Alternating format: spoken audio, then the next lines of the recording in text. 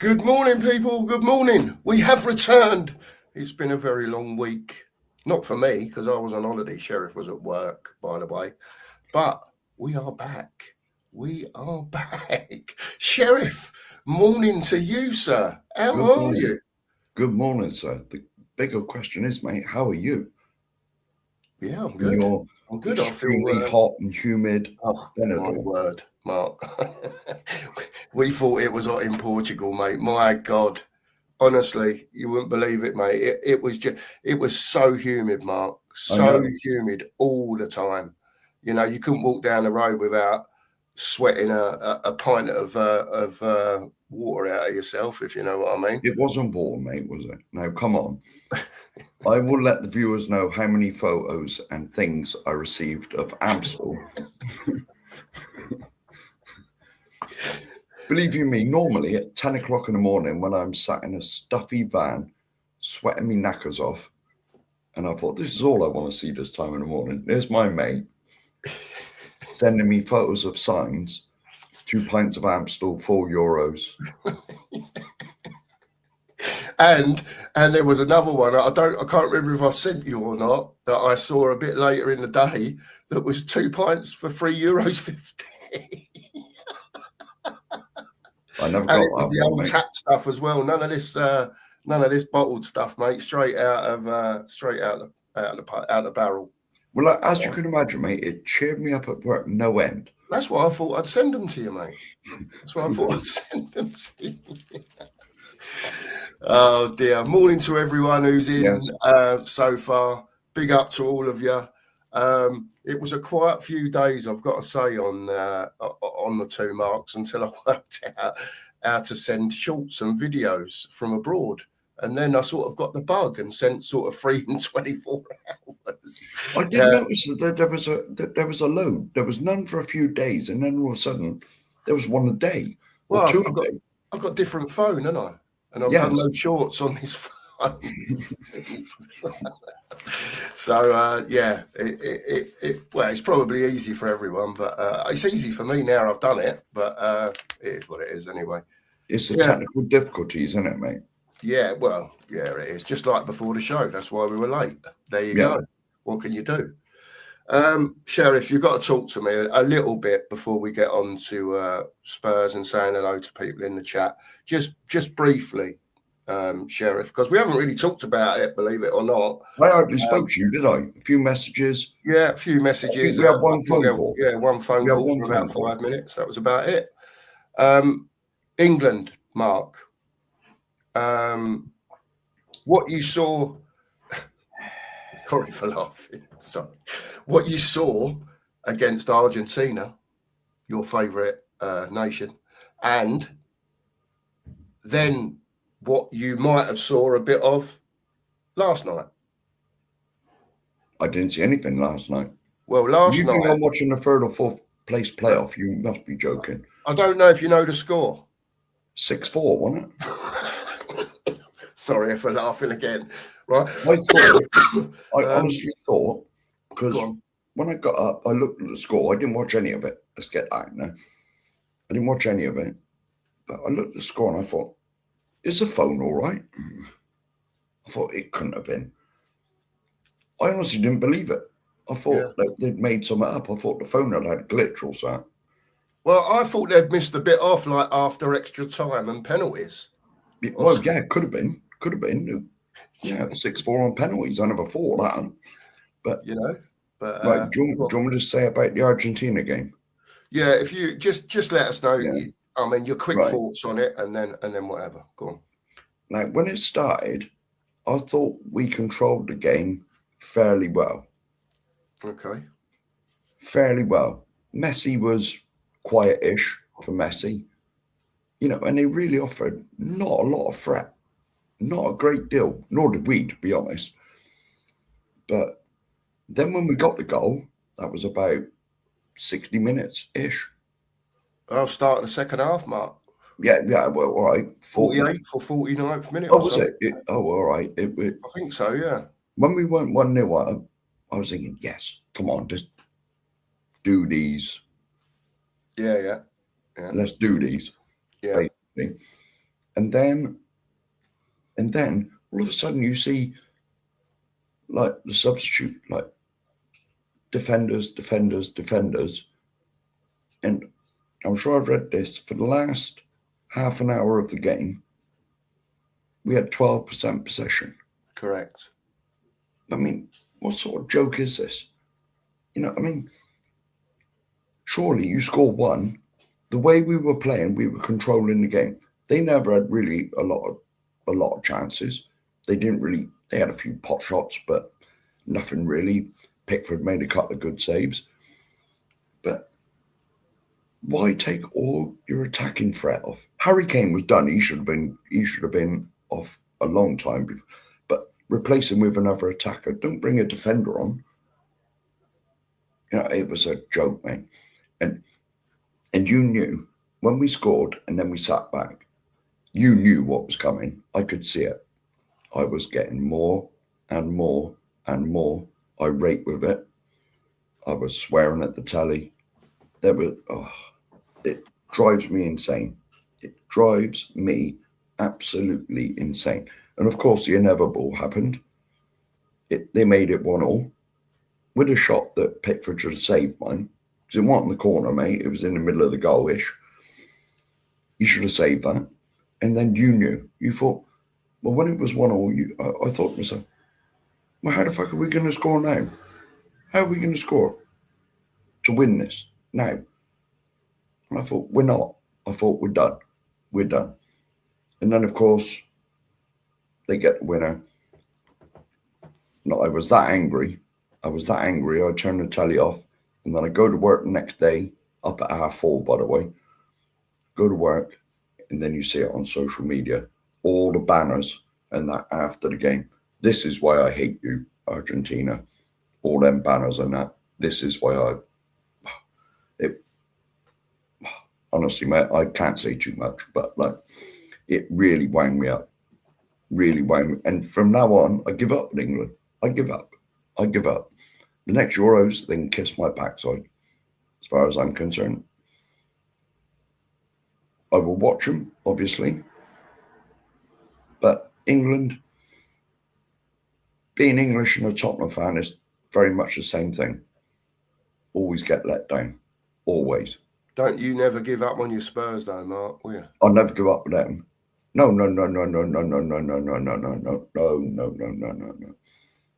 55 years I've had to suffer this, mate. That was a no then. 55 20 times. 55 years I've been suffering with the odd high spot. I'll never give up on Tottenham. Ever. Yes. Well, I'll just give Mark 2 pennies before we say hello to everyone in the chat. We were sitting at a bar, right? Andy's bar in Benidorm, and they had the old big TV screens up. But where it's situated, right, it's the road that leads down to the strip in Benidorm, right, where all the clubs are, all the bigger pubs. I just got to interrupt that. And what were you drinking? Well, mainly Amstel, to be fair. But it was the odd deviation now and again. But so anyway, as you can imagine, the further down towards the strip you got, which I suppose the junction of the strip is about probably 300 yards further down, right? And then everyone's, mooting around the little bars that we were sitting in. Anyway, so was watching the first half, and I kept looking at Lisa, and Lisa kept looking at me, and I thought, well, this is fucking great. What a shit game of football this is. It wasn't good, was it? I don't know if anyone expected it to be any more, but you were right in what you said. Predominantly, in the first half, they kept Messi quiet. Yeah. Right? There was a couple that went in, and look, for me, you know what it's like. These are supposed to be the best players in the world. They're in the top 4 sides in the world, yeah, and so on and so forth. I don't think anyone expected it was going to be one of them games for the daisies, right? There was a few tasty ones going in, right? Argentina, to be fair, and whether you call this tasty or not, in the first 20 seconds, the ball had gone 5-10 yards, bang, in the back of the net. Yes. Right? And he's getting away with it. Right? So all that sort of shit, right? That's fine. And we gave it back a little bit. In the end, it actually surfaced. Hang on a minute. Perhaps we should play them at their game. Right? There was a couple that went in on Messi that you weren't happy with, couple with others, but it was a bit of like both ways. It was nice to see the ref playing on as well when Messi was had a bit left on him. Yeah, I'd agree with that. Yes. Right? So anyway, we're sitting there 0-0. Then we go 1-0 up. And I thought, do you know what? It could happen, you know, as shit as we are, right? Yes. And we hadn't played decent football in the tournament, and maybe about half a game against Croatia in the first game. And I don't know, the Norway game, Norway could have gone through, we could have gone through it. It was one of those games. I forgot a game, another quarter of a game, maybe. Can't remember what one it was. Anyway, and I'm sitting there and I'm actually, without opening my mouth to anyone, I'm thinking, if we can do this, I was thinking that as well. We can do this. You know what I mean? And keep them quiet, nick a second, and we've done it. Exactly. I don't know. I suppose there's about 100 people. Anyway, we went 1-0 up, right? And all of a sudden, the old Bill turned up. Like literally, we scored, and within a minute, there were meat wagons everywhere, all down the strip. Old Bill, riot police. Yeah, nothing in between. There weren't no trouble. There was nothing. No. We just scored. Well, we were winning, so there ain't going to be no trouble. Do you know what I mean? And they stayed there, Mark, till that game was over. They never moved. None of them. Did it kick off a little bit? It spoiled it for me because there was no need for it. People were, I don't think it would have kicked off because, do you know what? To be fair, after the game, everyone just went and carried on with their, we're out, so we're out, aren't we? Drinking. No one can change anything. Everyone just carried on drinking. On their evenings. Yeah, carried on drinking, in other words. Yeah, of course. You know what I mean? But I was gutted, Mark. I think Tuchel's a disgrace, to be quite honest with you, what he did in that game. How they're even talking about giving him an extended contract for the Euros. No. I have no idea whether that's just, I've read that somewhere and whatever. I did read it somewhere. But I think, do you know what, for me now, and I'll make it quite clear, right, for me, I think the time of foreign managers, if you want to put it like that, managers from other countries managing our national teams, we have the perfect candidate, right, that's sitting at Newcastle United right now. Eddie Howe, I completely 1,000,000% agree with you. And just to let everyone know, we haven't talked about this. No. By the way. All right. Nope. This is just part. I think he's perfect. Yeah. Me too. Get him in. Yeah. And then let's have a go then. And if we can't do it with someone like Eddie Howe, right, instead of Gareth Southgate 2.0, Thomas Tuchel, right, then for me, we might as well give the game up altogether. You know, if an English manager can't get the best out of these players, whether it be through effort, whether it be through whatever skill they've got, getting them to play the best way, all that sort of stuff. But I think, and I'll say it, Tuchel done us dirty, mate, in that semi-final, badly. And as an, like you say a lot, Mark, as a nearly 58-year-old fella, right, we've seen it all over the years with England, Mark. Do you know what I mean? You know it, I know it. And I've had enough. I've had enough. Just go and let them do what they're good at. Yeah. I've always said. I don't know about that, Pete. I don't know about that. At least he plays a bit of front-footed football. That's the point I'm trying to get to. I'll be honest with you. We were born slightly too late because we never saw 66. No. Neither of us. you know, we were born slightly too late to see that. I just wanted to see England win something in my life.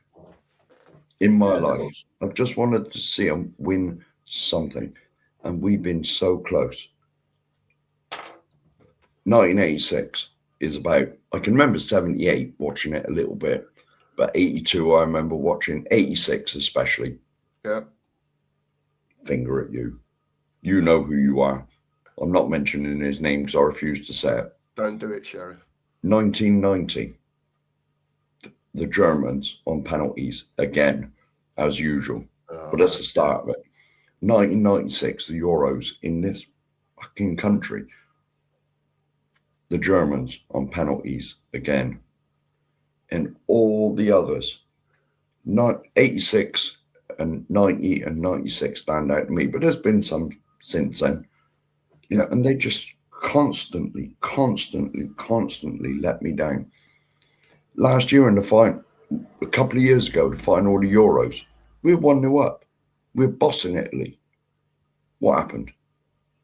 Let's shut up shop for the rest of the game. No. Let's play the English way. Go and get a second. Go and get a third. Kill the game off. You know, it infuriates me, mate. It really does infuriate me with England. But every couple of years when there's a tournament on, I get suckered back in. So do you. And we all know it's going to end in disappointment. We all know this. But I get suckered back in, definitely. I'm not sure about you. But we all get suckered back in. To a certain extent, it's like this year for me, the group games were just a show to make money for FIFA. That's why there's so many teams in it. That's why there's probably going to be 64 in it. I've heard rumours of that as well. Right, it's all about that. That's it, right? As obviously we got through the group thing, and don't get me wrong, we was in Portugal. We watched a bit of the England group games. But as far as all the other games were, I wasn't really interested in it. And then when it got to the knockout stages, I started to take a bit more interest, you know. And it weren't for me really until the Norway game that I really started thinking, hang on a minute, you know, we're crap at the moment, but apart from Spain and France, who weren't really up to that point. Do you know what I mean? So everyone's like, well, Spain or France will win it, and maybe we'll get to a semi, and you know, but who knows? Mate, I don't know where to go with it, and that's why I say about Eddie Howe. I just think that maybe it's that time for an English fella to come back. And listen, no one can say the foreign managers haven't been given their chance either over the past few years. Yeah, we went to Gareth Southgate. For me, he did a lot of good for England, but when it came to actually on the pitch, when it came to the crunch, he was crap. He was terrible. Yeah, right. Tuchel for me has proved right that he can't get England over the line. He just can't do it. He shit himself. That's what he did. Yeah, he shit himself, and instead of thinking, do you know what? Let's get a second. We're doing all right here. Let's get a second. We're doing all right. If they do equalise, at least I've got a bit of spare or on the bench. Do you know what I mean? Like you said, I can have Kane off. We can have Rashford on. We can get Tony on. We can just freshen it up a bit. Do you know what I mean? But he shit himself, mate. I'm sorry. I'll be honest. When we went 1-0 up, it's obvious that Argentina would have come on to us after that because they needed the equaliser. Yeah. Just keep doing what we were doing. Yeah. Shutting them down, and hit them on the break because they were going to leave gaps at the back where they were coming on to us so much. There was going to be spaces, and you never know. A bit of good football, nick a second, the game's dead. The game's dead. What I will say is, at 1-1, they had us right worked out. Oh, right, gosh, because Fernandez scored, right, for Argentina, right. But even before that point, if you noticed, right, we saw it earlier on in the competition that fullbacks get drawn in. Mm-hmm. right? Rather than staying and marking their man and talking, they get drawn in, right? Now, Messi's not stupid. He worked out we're susceptible to whether the ball's coming into Pickford from the left foot, from the right side, or whether it's coming out away from him from the left side. If you watch Messi for that last, I don't know, 25 minutes maybe. Stood on his own. Right? But he'd be on his own. He'd pick it up. He'd have all the time in the world. And you're talking about not just a player that can do anything he wants with a football, right? But that's got the vision as well. He's got it all. He's right? not too bad for a 30-odd-year-old, is he? Nearly 40, by the way. 38 odd, I think he is, whatever he is, right? And you're giving him time to think about what he's going to do. He's good enough without thinking about it. So all he's doing constantly is from about 26, 27 yards out. Ping, ping, ping. We've got Dan Burn, the lankiest geezer in the world, playing as a DM. So just go and clatter him. Bit of old school, mate. Clatter him. Whatever. Yeah. You know, mate. Within the rules, obviously, but just go and... Yeah. I've sent you a message in the WhatsApp, not in the WhatsApp, in the private chat, Mark. If you could deal with that for me, while I crash through a few hellos. Is that all right, Mark? Yes. Right, I will certainly do this. Yeah. Happy days. He's on it like a car bonnet. I'll say morning to you, Pete. Hope you're well this morning. Big up to you, mate. Kate's in. Oh, it's cuddle time. Oh, is it? No, we'll come back to the. Well, are you busy doing what you're doing? Yes, yes. I'm trying to find Stella. We'll come back to the cuddle in a sec. Hold on. She says, "Good morning, handsome fellows. Hope you're both well. Mark, hope you and Lisa had a great holiday. We did. Kate, thank you very much. But missed you a lot. Say no more. We're back, Kate. We're back. There you go. She's also saying morning to Logan. There you go. And the weather report in Sheffield is 12 degrees and mostly sunny. It's a lot cooler than Spain here, I'll tell you. Right, the link has been passed to Stell. There you go. So I'm back. I'm back. It is, hang on. Oh, it says high pollen on the bottom now. What are we on here? 19. 19 in sunny Somerset. There you go. 19, not bad at all. I ain't done this for a week. Yeah, I'm ready. Where's your arms? I don't even know why I do that. I ain't got bad shoulders. Well, there you go. Ready, steady. There you go, Kate. There you go. With that, you can have a squeeze and an extra squeeze, Kate, because it's been a week. There you go. Seems we missed you for a week. There you go. She's nipping to the shop to get some coffee. She's nipping to the shop to get some coffee. Right. All right, darling. You all right, yeah? Right. See you in a bit. She's going to the shop. We've got no coffee. Disaster. It's a massive disaster for Lisa because she don't really drink tea. But she I'm had to. surprised you I know know what she did this morning. I made some percolated coffee for her this morning. You did that?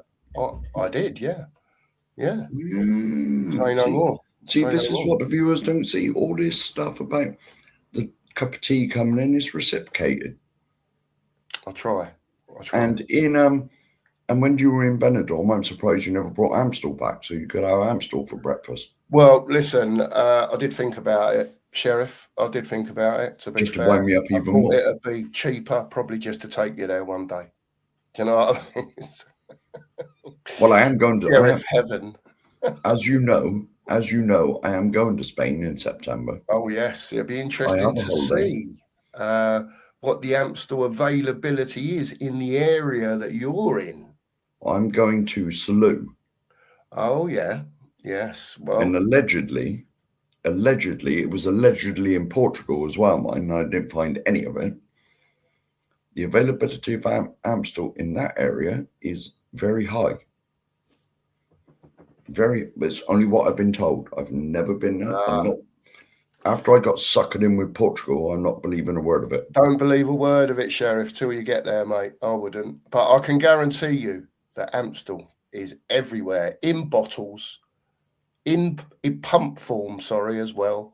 And you can get currently 2 pints of Amstel for €3.50, which That's I would like say is about £3. It's about £3, mate. 2 for £3. 2 pints for £3. My days. Listen. Just to let you know, I will say as well. You all know that I do like a cigarette these days, and I just to let you know how much we get ripped off in this country, right, for a packet of cigarettes, right. So I went and got Lisa because they have tobacco shops over there, Mark, and it's literally everywhere on corners of streets, and it's the same as Portugal, isn't it? Just tobacco shops. Yeah. That's all they sell in there. Anyway, so this will give you a clue of how much we get ripped off over here if you do like a tailor-made cigarette, right? You can walk into a tobacco shop and say, "Can I have 20 Mayfair, please?" And she says, "There you go, sir. That's €5.50. A fiver, basically. A fiver, right? A packet of cigarettes over here is nearly 20 quid. It's up round, it's 14 or about the cheapest. Whatever it is, 15. Even if you say it's 15 quid. Yeah. £5 and 15 quid. There's your tax differential on cigarettes between here and Spain. There you go. Madness. Absolute madness. I'm still more shocked that you can buy 2 pints of Amstel for £3. There you go. That's 11 quid for me in this country.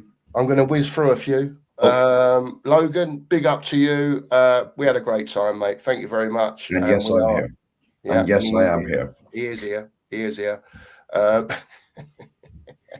Big up, Logan. The Stoics here. Big up to the Stoics. He said it's not fair that goals scored in third and fourth place playoff counts towards a golden boot. It's usually a free-for-all game like yesterday with goals galore for top players. To me, it's just wrong. What do you think about that, Sheriff? Well, third and fourth place goals count towards the golden boot. To be honest, I never watched none of it. I refused. Well, great answer. It was on the 9 o'clock news on the radio that Harry Kane never scored one. Did he? Did he even play? No, I don't think so. I didn't watch it, mate. I didn't watch it. To be fair, I've just watched the highlights this morning. But here he is. He's in already. Hello, lads. You right?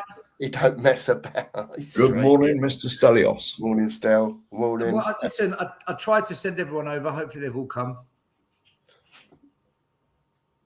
No, they haven't still. Hang on. I was going to say, what are you doing to me? Yes, there are. Listen, you know how far we get behind in the chat cell. We're still saying hello to people, mate. We've been on for 30 minutes. You know what I mean? It's like we've been away, as you know, and we have to say hello to everyone. But well, not everyone, but we're getting there still. We're getting there. And as comments come up, feel free to jump in still. Lee, morning to you. Yeah, go on then. You go and make a cup of tea, mate. Lee's in. May the force be with you, he says. And also says, so glad you're back. I've had to watch the Sheriff and Viv's OnlyFans show. It's been like watching Jim Bowen shagging Bully. That's Lee. Hang on a minute. Don't. He's on the bandwagon. There's been big up, Lee. Morning to you. Morning to Andrew Gregory. And I will announce this shirt arrived yesterday all the way from China. There you go. And there you go. No messing about. For the and do you know how much it was? Go on. £20 and 2 pence delivered. Oh, I was going to say with postage or without, but you've just answered that one. Delivered. There you go. £20 quid for 20 quid. I'm sure Sheriff will let everyone know whereabouts in China he got it. I'm not putting it in the link. I can't put the link in the thing. Don't put it in the link. No. Morning, Flicks. Morning to you, mate. Hope you're well. He says, are we going to sign anyone else in this summer transfer window? I'm sure we'll come on to this. Well, do you know what? I'm going to put a little star by that flick so we don't forget to answer that question. There you go. Marianne's in. Morning to you, Marianne. Hope you're well this morning. We've missed you too, Marianne. Yeah. We've missed you too. We've missed everyone. We miss everyone. We love it here. You're all our friends. That's what they say anyway. Well, to be honest, you was in Spain. I was at work. And I really couldn't do a show. Too tired. Been at work all day. Well, yeah, I could have gone on in the evenings, but Jesus. Yeah, I know. Listen, it was probably nice for everyone for there to be a little break. You got to remember all the way through the transfer window, we've been on every day. Yeah, of course. Every day. Well, and before when we was in Portugal. Well, yeah. Well, we did shorts though, didn't we? Videos and that. Well, yeah, there was a few of them on there knocking about. And big up to Jimmy. Sorry, go on, Mark. And we did a live over there. We did, yeah. How well that went down, I don't know. We were I'm surprised you remember it, Mark, to be honest. Big up, Jimmy. Morning to you, mate. Hope you're well this morning. Paige is in. Big up, Paigey. Morning to you. Big YouTube up. Member, or she was. I don't know, she's gone. Paigey was a YouTube member. She still is, really. We know you are, Paigey. Johnny Stokes is in. Big up to John. Hope you're well this morning. And that geezer we call our partner. Head of technology. Head of tech. Super head of tech.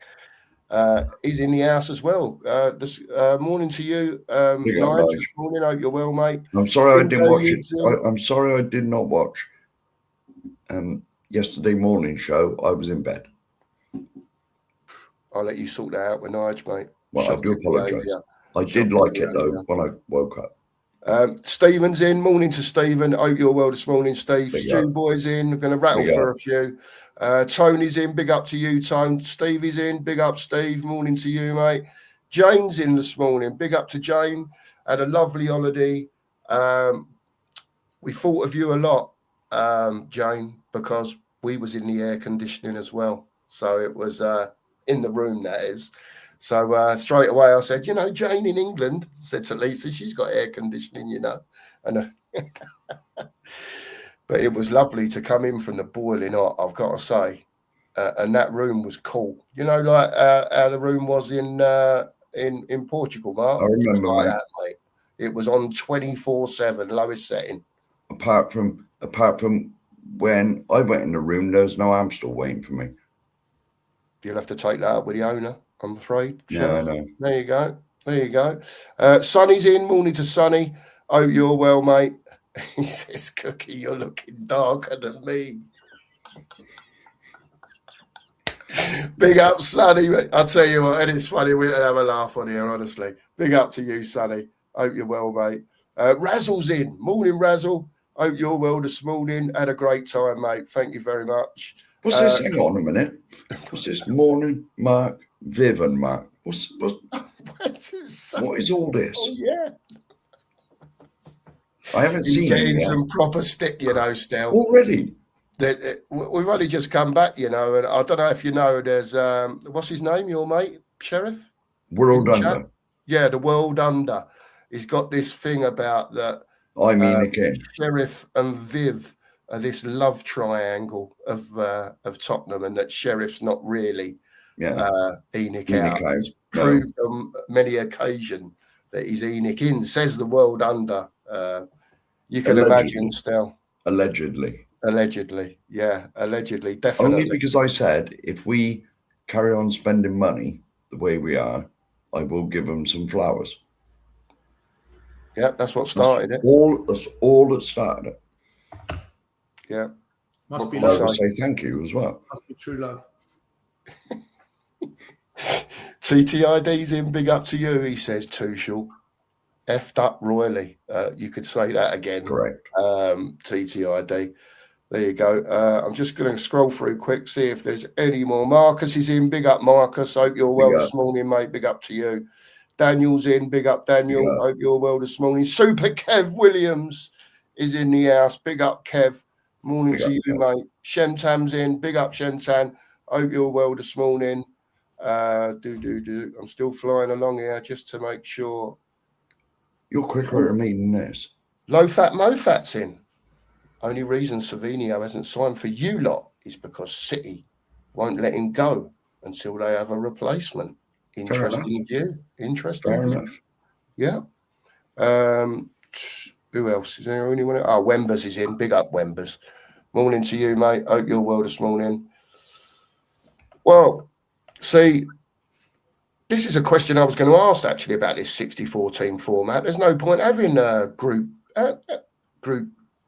qualifiers and all that stuff. You might as well just have a World Cup of everyone, because that's all they're trying to do, just make money, isn't it? It's just a money thing, isn't it? Yeah. That's all it is. You'll have teams like Gibraltar and that getting in the World Cup. The 256-team World Cup. Well, there you go. Could you imagine if Gibraltar's in it? You'd have the Argentinians with the Falklands is our flag. You'd have the Gibraltar lot saying Gibraltar is our flag. You'd have, the whole world would just be coming out on the pitch with anti-British land ownership. Oh, yeah. Yeah. I know, it's madness, mate. Honestly. The Chagos Islands are ours. Yeah. Gibraltar are ours. The North Pole is ours. Where you are still getting it? Cyprus will be in it. Listen, I'd rather not, because Cyprus is going to be like Qatar, getting battered 6-0 every game. It's pointless.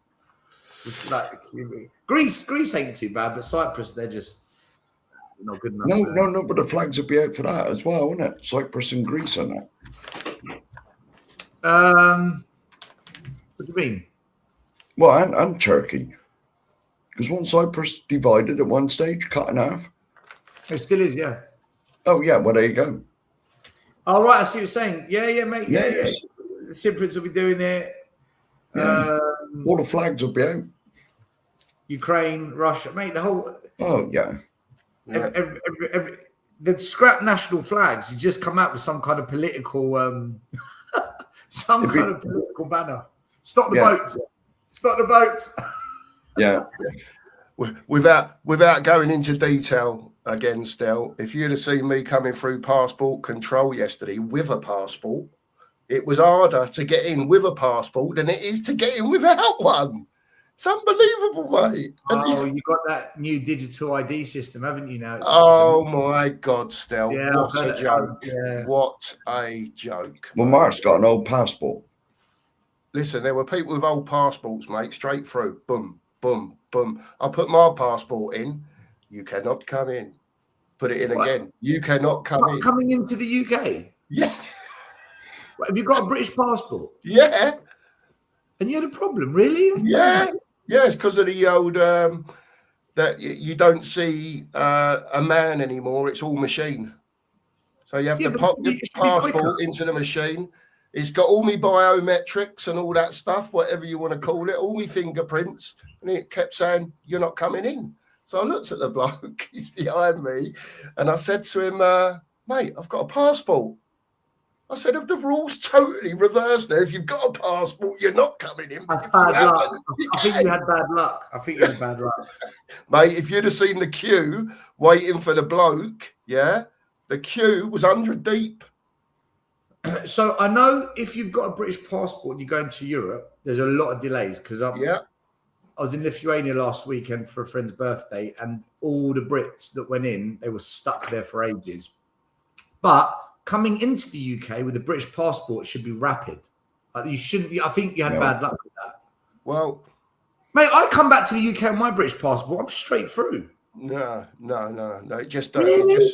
No, seriously, I'm not joking. Yeah, honestly, I'll get Lisa in here now. She'll tell you. That's what it is. They know your We're still on the old passport. Still, mine runs out this year, next year actually. So I need a new one.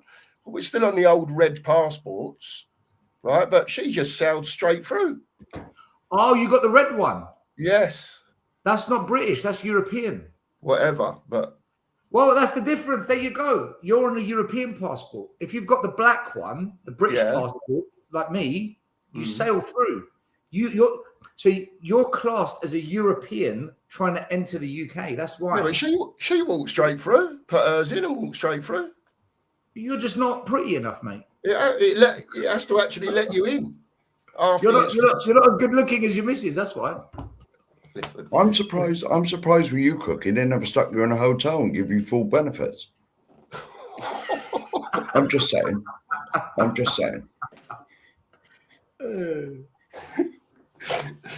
Let's change the subject. Lisa's in. Yeah. Lisa, could you just tell the viewers before you go, without being on screen, what a nightmare it was to come back into this country yesterday? It was terrible. It was absolutely terrible for the British people coming in the country. Round the other side, there was no problem, was there? No. But for all of us coming back from Benidorm, terrible. There you go. Say no more. I don't Did have you get any a free car out of it? Did you get a free car? I don't get this right. I come to the UK, British passport machine. I'm right through in under 30 seconds, maybe a minute. I'm done. Yeah.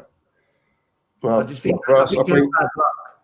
The problem was, you see, was that there were so many people that were either obviously on the old red passport still, or that were just getting refused.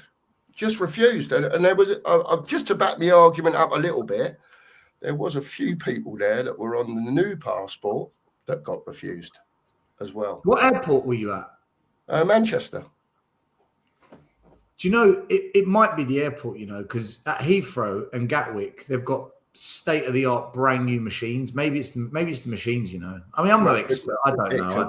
It could be still. You know what it's like, though? I mean, we left at, it was up at 5:30 yesterday morning to get the coach back and, have something to eat before we left and all that business. And even though it's not a long flight, you're tired, aren't you? And when it feels like you've just been queuing all day and doing whatever, and for a 2-hour, whatever it is, 20-minute hop to Spain, it took the best part of, 10.5 hours to get home. And a lot of that was queuing at airports. Yeah, it's terrible. Trying to get in and out. I just find it mad. I could understand it at the other end, maybe, at the Spanish end, but not when you're coming back into your own gaff. Surely not. See, I'm lucky. I go into Europe on my Cypriot passport, and then I come into the UK on my British passport. So I just sail through. You know what? Maybe you put something on Twitter that they didn't like, and it's been reported. So they're trying to block you from coming in. Hang on. You say something wrong on Twitter, you're in trouble now. So maybe they found a tweet. Maybe they found a tweet. If he'd done that, he'd be in prison by now. Well, maybe they're trying to protect him and say, look, we don't want to let you in, because if we let you in, we've got to put you in a cell. So we're going to try and keep you out. Maybe they're trying to help him, There's a lot of people that don't live here anymore that live in Spain that are, let's say, well-known in the YouTube community or whatever community. And, mate, they get chucked in interrogation, mate. And that's why they don't come back. Because as soon their passports are already flagged, right? And as soon as they come through, the coppers come walking over, one on each arm. You're in there, mate. We'll be in a couple of hours. That's why I deleted all of this stuff. That's why I just had that social media. It's madness, mate. It is just madness. But there you go. Anyway, let's get back onto the football. Yeah. Let me just make sure. Big Benji, hope you're well. Ben, morning to you. Rodney's in. Big up, Rodney. Lewis is in. Morning to you, Lewis. Joe's in, big up Joe. Ghosted, Willie Webb, hope you're all well. Surreal's in, big up to you, Surreal. Apocalypse Now, it's come from Stel. There you go, big up to you, Stel. Thank you very much for bringing your loyal fans over. Sully's in, big up to Sully. Corey's in, big up Corey and Ronnie and Jessica. Henry K. Huckleberry. There you go. He says, as a queer man, I've always loved football. I used to play. We read comments out like this, by the way. We won't bypass them. I used to play football every day after school. My husband even coaches a team. Big up. Big up to you. Big up to you. No, this is the big question, William. I'm going to star this one as well. That's a 1 hour. That's a 1 hour show right there. Legoland in the World Cup, says Dingo Yid. Big up to the full works. Maz, hope you're well. Big up. Oh, There you go, Mark. There's another job for you. Yes, done here it. we go. Oh, he's done it. He's done it. He's done it. He don't mess about. Rock Spurs is in. Big up to you, Rock Spurs. We're nearly done. Swift is in. Big up, Swifty. Tommy G. Big up to Tommy. I hope you're well, mate. Futures Bright's in. Big up to you. Diggy comments coming. Well, we're not going there now. We're not going there now. Perhaps never. Is it probably? No. Oh my God, no! Don't even take me there. Drewler's in. Big up to Drewler. Thank you very much. There you go. You do look dodgy. Thanks, Drewler. Delhi's in. Big up to Delhi. Magic Tree. All the usuals are flying in now. Magic Tree's in. Phil Coy's. I'm going to keep going here, by the way, just until we get onto the football talk. Rain's in. Big up to Rain. And there we go. We're there. I'm sorry if I have missed anyone out inadvertently, but big up to all of you for being in this morning, by the way. Where is my friend World Under? I thought he'd be in yet. Not in yet. Morning, accusing me of being Enoch in and morning, mate. Having affairs with Viv Lewis and whatever else. It is what it is. Guys, I don't know if there's anything in particular that you wanted to talk about because we haven't been on for a week. It was like I just asked Sheriff briefly about, England. And could you just tell us briefly your thoughts on the Argentina game? And not so much on last night's game. It is what it is, right? But the important game, the Argentina game, personally, I couldn't believe what I was watching, to be quite honest with you. But give us your thoughts, chaps, because Mark's done his, so whoever wants to go still. He done a Frank, didn't he? Basically. Yeah. But he done it like a lot earlier, I guess. I don't think my opinion is any different to anyone else's. I don't understand when you're 1-0 up why you would, with so long left to go in the game, why you would shut up shop. I mean, he's not Mourinho. He's not going to set up a team like Mourinho would set up to defend the league and the lead. Sorry, and I've always been a little bit up and down with Tuchel. I think he's a good manager. I don't think he's an absolute elite manager like the Contes and the Mourinhos and the Peps and the Klopps and stuff like that. He's the cut below, and they weren't that impressed with him at Bayern Munich, right? Because of his negativity in the way he played football and his pragmatism and stuff. So, I think personally, and maybe it's a bit of a bias here, but I think that the midfield he chose throughout the tournament was shocking. For me, you're sticking Rice and Anderson in the same team. I don't think you need two of those types of players in there. I don't think Rice is this all-empowering presence that some people think he is. So you're putting him as the linchpin of the team. I think that's a mistake as well. I'm not saying he's not a great player. He's clearly a very good player, but I wouldn't put my faith in him to lead that team. I think the fact that he couldn't figure out what his defense was for all this time, I think was a problem. And I think he sort of, Kane is an amazing player. There's no doubt about it. But you could see he was a bit running on empty. And I think they over-relied on him, overplayed him, and they're asking him to do too much because they'd lacked that creativity, I think, in that midfield central role. So he was dropping deep to get the ball and ping the balls down the flanks like he used to in his Tottenham days. And yeah, it worked on that one occasion for the goal, but it didn't work elsewhere once they started flooding the midfield in the second half, and they're going for us. So yeah, shit show basically. Yeah. Still pretty much the same, I take it. I think he psychologically got sucked in. So I can't really explain it. I'll try, but it's more of an emotional thing where the brain gets itself into a bit of a frazzle. So I think the thought of him being on the brink of getting England into a World Cup final, and so it's a bit like Tottenham. Can you wipe off that Spursiness? Just brush it off. It always seems to creep into the minds and the mindset and just the moment, and then Spursy things happen. I think that happened to Tuchel.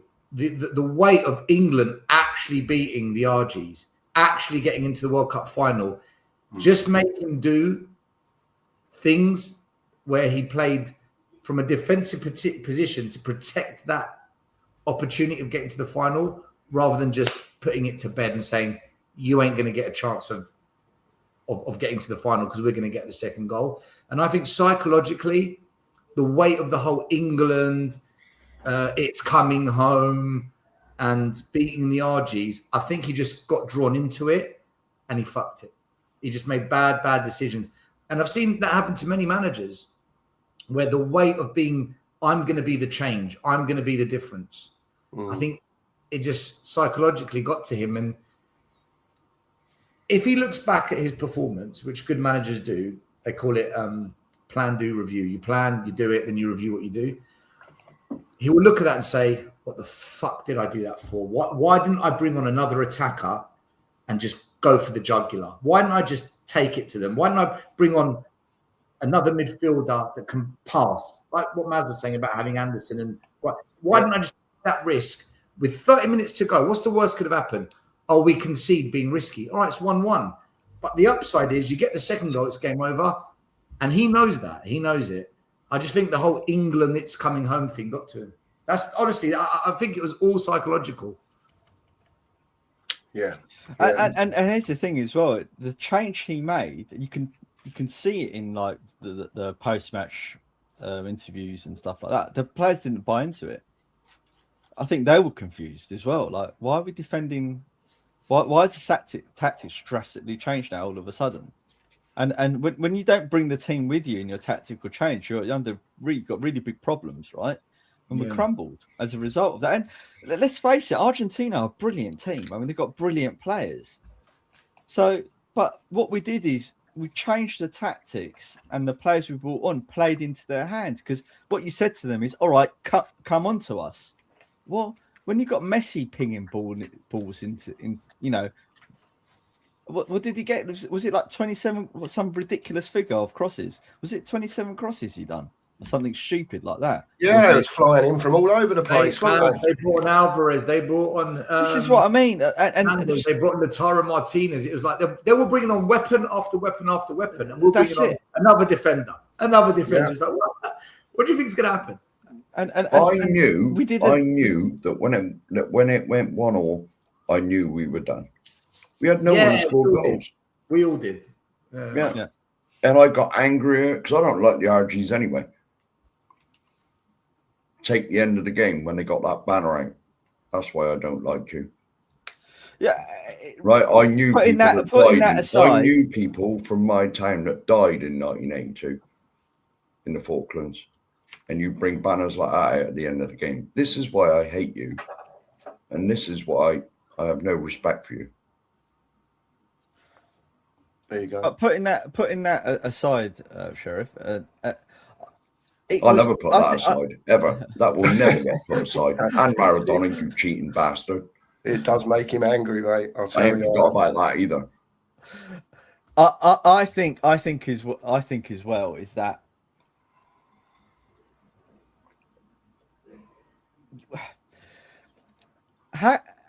he took the wrong. I agree with what some of the guys said in the chat, that he did take the wrong players with him to that tournament. You know, like Madueke as an example. I don't think that he should have been starting, to be honest, on that right hand side. I don't think he was effective enough. He had a couple of good runs here and there, but I don't think he was effective enough. You know, does Madueke start above Saka? No. And I personally don't rate Saka. I don't really, to be honest, I'm very anti-Arsenal, so I don't rate much of their stuff. But I don't rate Saka. But how can you put him ahead of Saka in a lot of those games. The only thing going around, Maz, over there, I don't know about here so much, but over there was a lot of talk that he weren't fit, like as in fully fit. Whether that's true or not, I don't know, but just saying. No, I don't know. He just took, for me, he took a few wrong players. He relied on a few of the players I don't think he should have relied on. And he overplayed Kane. You know, he's 32 years old. You know, you're leaving him on for like 90 plus minutes every single game near enough. You know, that's a hell of a big ask. You know, for the job that he's doing, because he's not just being the striker, he's also running back and helping out the creativity in the midfield. So he's doing two jobs, and I think it's too much stress for a player like Kane at his age. Fair play. We'll move on from England, I think, and we better get. Oh no, what's he waving it? Oh no, he won't have that, Tommy. I'm sorry, he won't have that. That's a sore subject, mate. You will wind him up. You will be one of the people that does wind him up with Maradona stuff, because you don't like him very well. You don't like him at all, Tommy. So I'm going to leave that one there. Never ever forget that. Never. I was 15 years old when he done that. Never. I don't think any of us forget it, Mark. To be fair, ever. Ever gets imprinted in your mind, doesn't it? You see it so many times. The second goal wasn't too bad, but he should have been chopped in half. Football was different back then. You could virtually kill someone and only get a yellow. Yeah, we've had this conversation many times as well, haven't we? You lads, especially maybe Maz, may be able to inform me a little bit more, because I only see bits and pieces when I'm on holiday, about the transfer window. I think we're all pretty much to the point of, well, Spurs have done a lot of business early doors and got players in. Perhaps they've sorted the defence out now. Most of the midfield sorted out as such. Can always do better, by the way, as I always tell everyone. But it's striker and winger time, guys. And I put out a video the other day about Savio again. And massive talk. I was told that this deal was done ages ago, to be fair, right? And I was also told that it was like on hold. One reason was because they wanted Maresca to have a bit of time to look and see. Is it? I've got the right manager there, and I haven't got confused. It is Maresca at City now, isn't it? Yeah.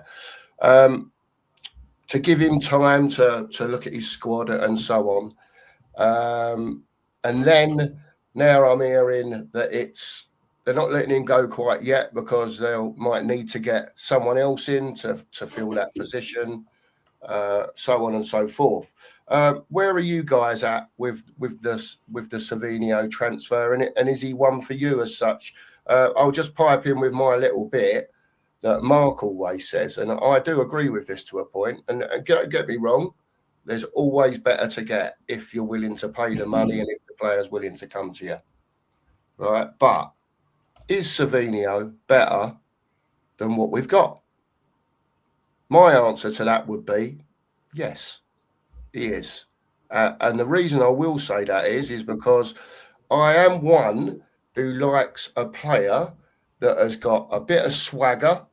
Yeah, and this is not every player in the team. I'm talking about Spurs as a football club have always liked a player that's got a bit of swagger about them, right? Now, as his the seat clicker, mate. The seat clicker. Has his output been great? No, it hasn't over the last 2 years. No, it hasn't, right? We can go back to Girona. If people watched him at Girona and you can get anywhere near that player, right, I think we'll have a signing on our hands. But I've also read a lot, guys, about this 65 million pound thing, which was mooted back in the day when we was first after him. Now, to you guys, does it matter if he costs 65 million or 35 million. Where are you guys at with Savio and a price tag? I just spoke for a long time, so go on.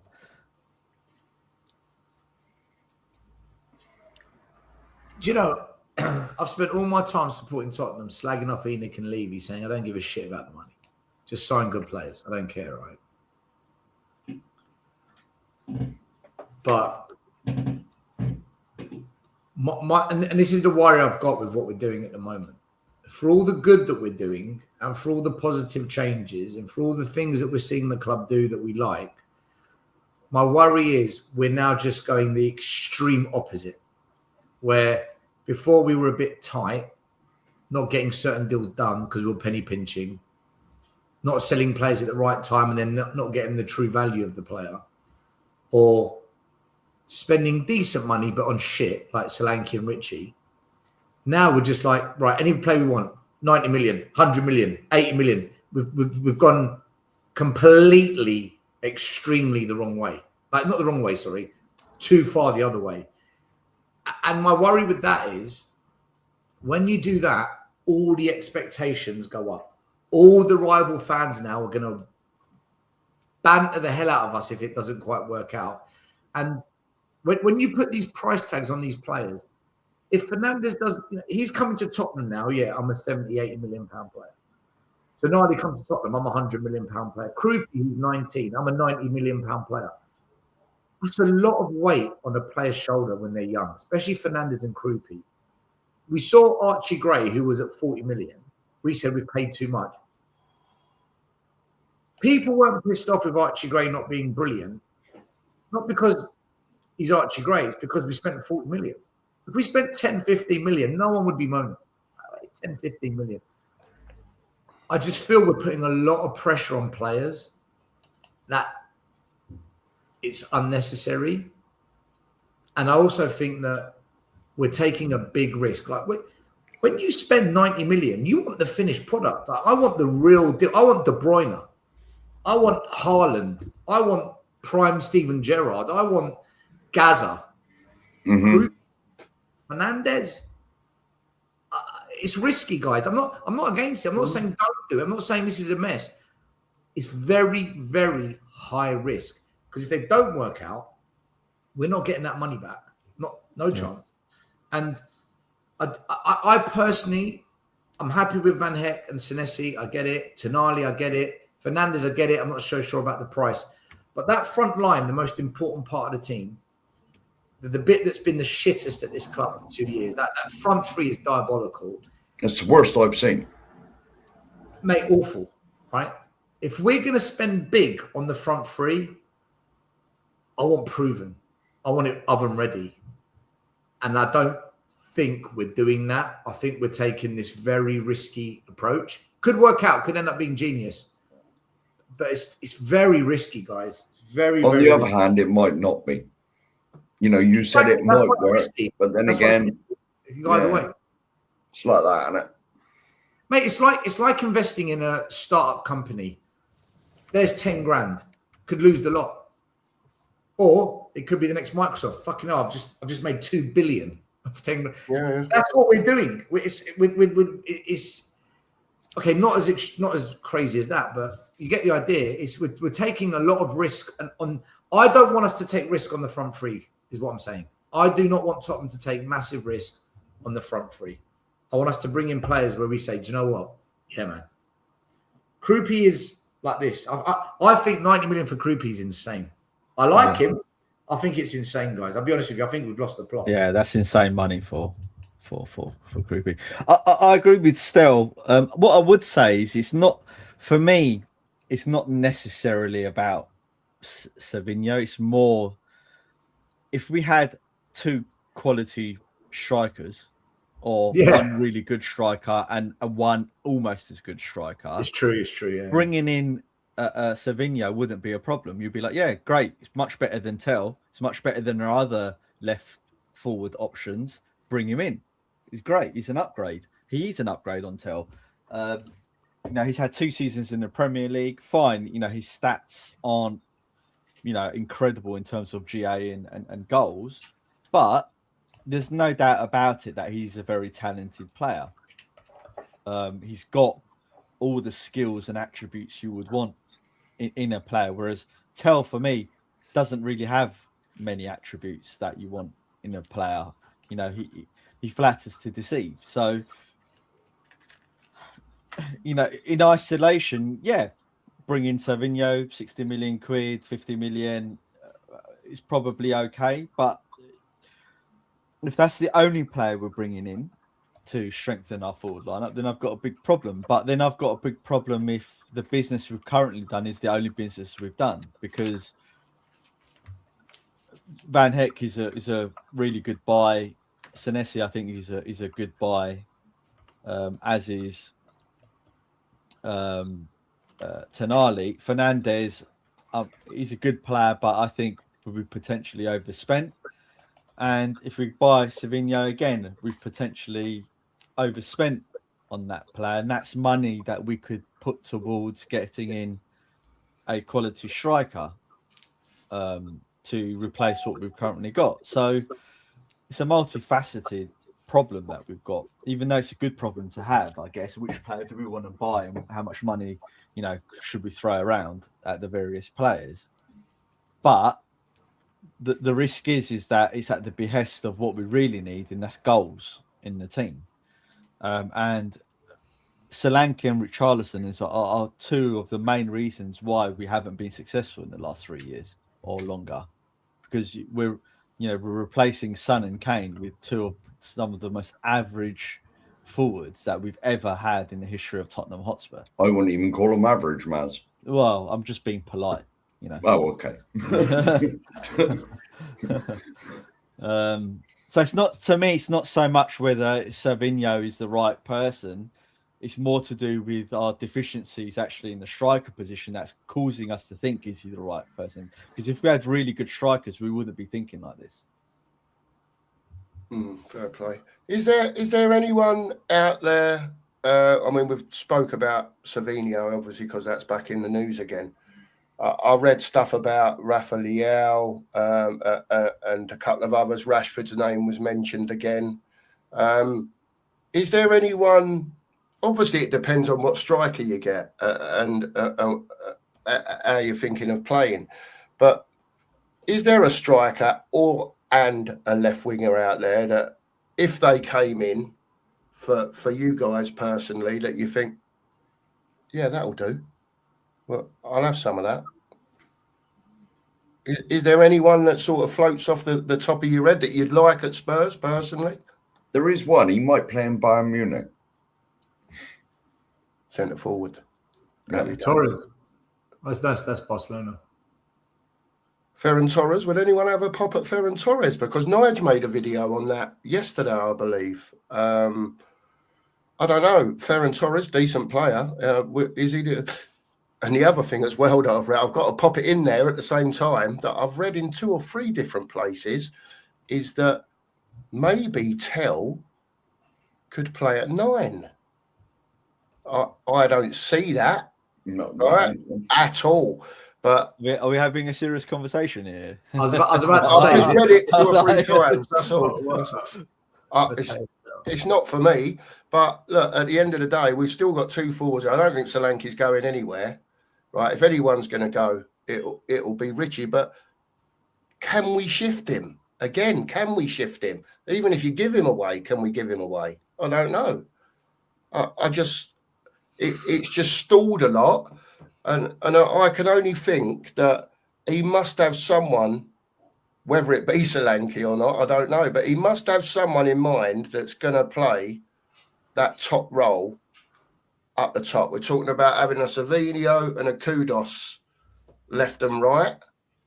Yeah. Again, what are your thoughts on it? Because to me, we've got to go out and get a serious striker as well. Oh God, yeah. Now put it this way, right? In all the years I've supported Tottenham, all the great strikers we've seen, these 2 are probably the worst. For a start, none of them can stay fit for long enough. As I've always said, you don't have to be a brilliant footballer. That helps. But your best ability a lot of the time is availability. And if you're only available for a couple of months a year, what's the point? What is the point? You know what I mean? So, and well, we've rattled off the list of great strikers that me and you have seen, Mark. And where these two don't even come into the conversation. They are the most bang average, god awful strike. You wouldn't even call them a partnership because none of them are fit enough to be together at once. But they're just bang average. We sold Kane and Son for this, a prime Son and Kane as well. This is how much we've regressed as a football club. What did Son and Kane give us? 50, 60 GA a year? Yeah. If you add up their goals and assists, it's at least 50. Harry would always get 20 and 10 assists, and Sonny would be up there with 15. And well, they were the assist to each other kings, weren't they? Well, they were. That's why they got the record. And we've gone from that to the pile of put we got now. And we paid 130 million for both of those combined. Something like that. One was like 60 odd, wasn't it? And one was 50 odd. Yeah. It's 120, I bet. It's a joke. It's an absolute joke. The mismanagement of spending at our club it's been like it for years. Just buying bang average players. I mean, I think Richie will end up going back to Everton because they love him now for some reason. Maybe. You never know. But to be honest, we need, like Stel said and Maz said, we need a top quality, proven goal scorer. Who is None that? of us going out and wasting money on kids and hope they come good. Osherman. But There you I go. don't think he'll come. There's one name. He's going to be 400 grand a week. Best part of. Right. So there's one name. There's one. Forget the money for a minute. We can talk about individual stuff in a minute, but there's one name, Osherman. Right.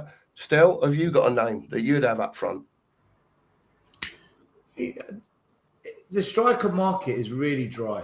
Yeah, it's really hard. But Thiago from the Premier League, I'll take a punt on Ivan Toney. I think Guirassy, Torres. I wouldn't mind Mamouche coming to Tottenham. I was just going to say Mamouche. Exactly what I was going to say. I'd rather have Mamouche, to be honest, and take a punt on him. The thing is, this Solanke Richie experiment, we shouldn't persist with it anymore. It just hasn't worked. They're both been in 3 years. Neither of them are fit long enough still. No, Richie's just a very average, clumsy player, and Solanke's had one good season in his entire career, and we're just sitting there, and I listen to fans say, "Oh, but De Zerbi can get a tune out of it." This is what we said about Frank and Ange and Con. Every man just get a tune out of them. How's about they're just not good?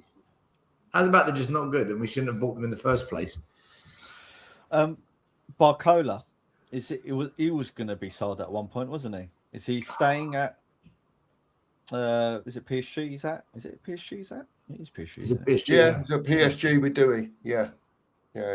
All right. Why don't we push the buyout for him? I mean, again, I don't think he's going to be I can't get the word out. Prolific goal scorer. Prolific. Yeah. That's it.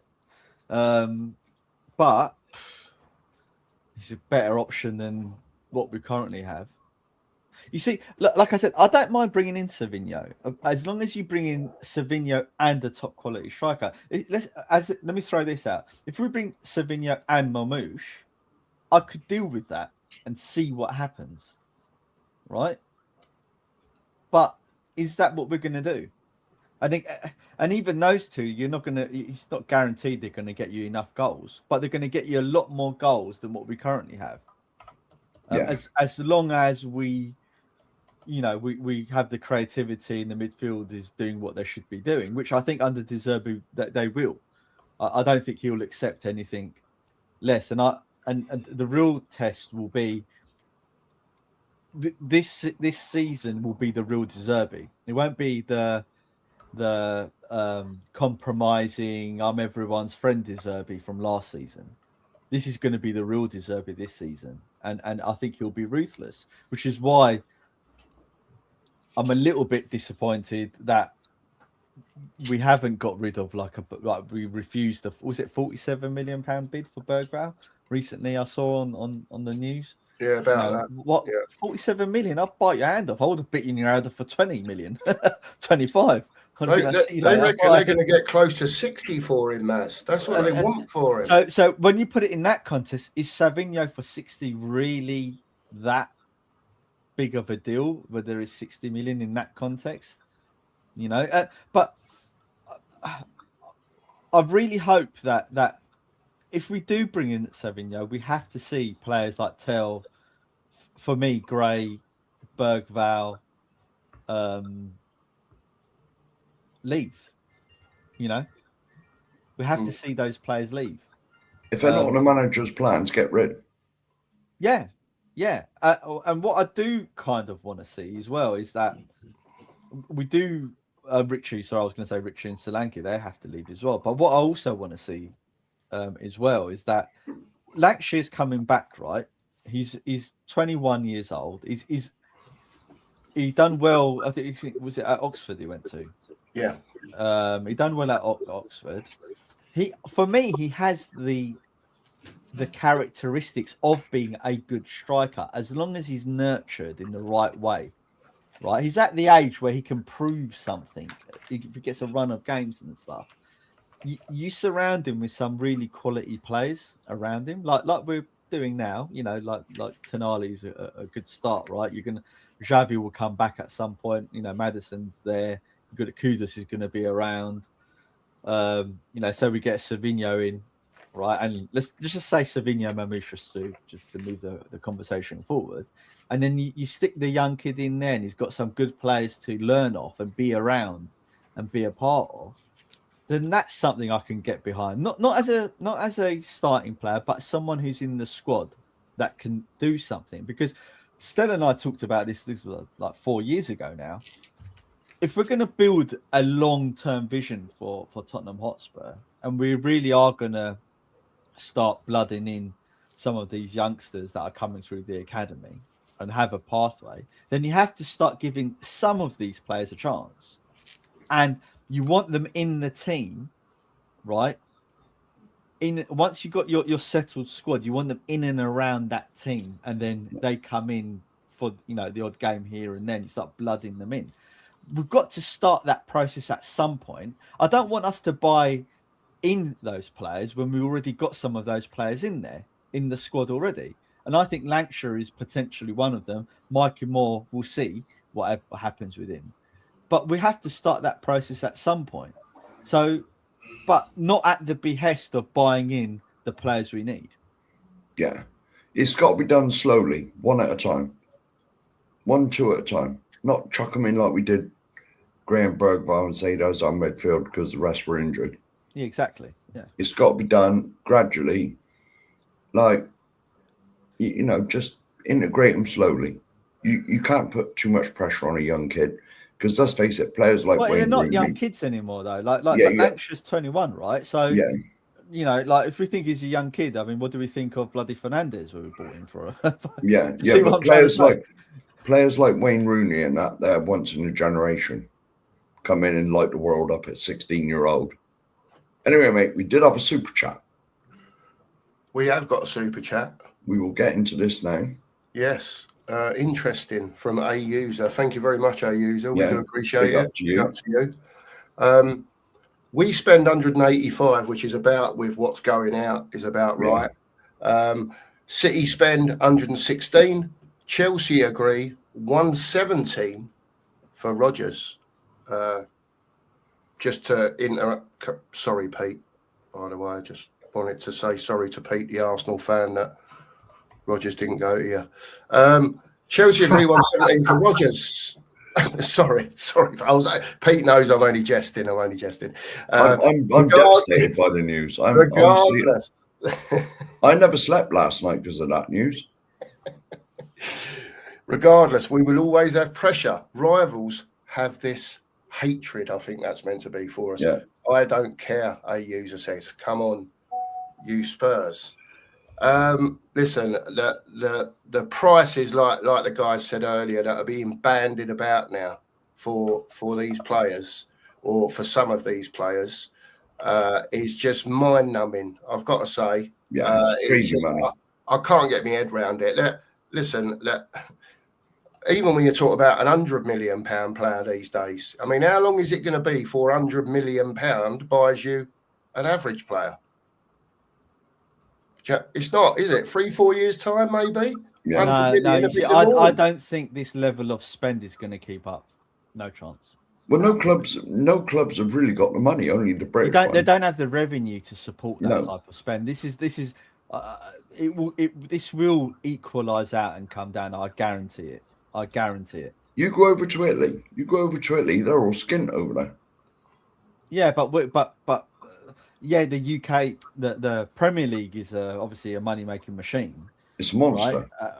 A monster. But the realities is that the revenues, the yearly revenues have to keep pace with this type of spend, right? And at the moment, I don't think it can support 80, 90, 100 million pound players as being the norm. No chance. Absolutely no chance. So they just end up bursting its own bubble, sort of. Yeah, thing. It's becoming a bubble at the moment that will equalise them. But in my opinion, anyway, someone might argue otherwise. But here's a few other names that I think we could, having given it some more thought, might be an option, assuming De Zerbi really, like controls them and really gets them to buy on board. You see, Rashford, I think, if De Zerbi can bring him in and he tempers down his ego, right, and Rashford actually wants to be at Spurs, and he can get a tune out of him, and he doesn't, like play well for like half a season, and he just, thinks he's better than everyone and just down tools, and he just starts playing shit thing, then he might be a really good option bringing in, because again, as an individual, he's a lot better than what we've currently got from a scoring perspective. It wouldn't. I'm not saying he's my like top choice or anything like that, but and this does heavily come down to how De Zerbi can manage these players and get them playing. But from De Zerbi, I've always loved De Zerbi, and I've purely because he's he reminds me so much of a Conte in terms of his attitude to things. But if there's anyone that can control a player like that, it would be someone like a De Zerbi, because De Zerbi is very ruthless when you cross him. So he might be an option. So let's say we bring in a Savio and a Rashford. I'll be thinking, okay, at least that's a positive step forward in that respect, Yeah.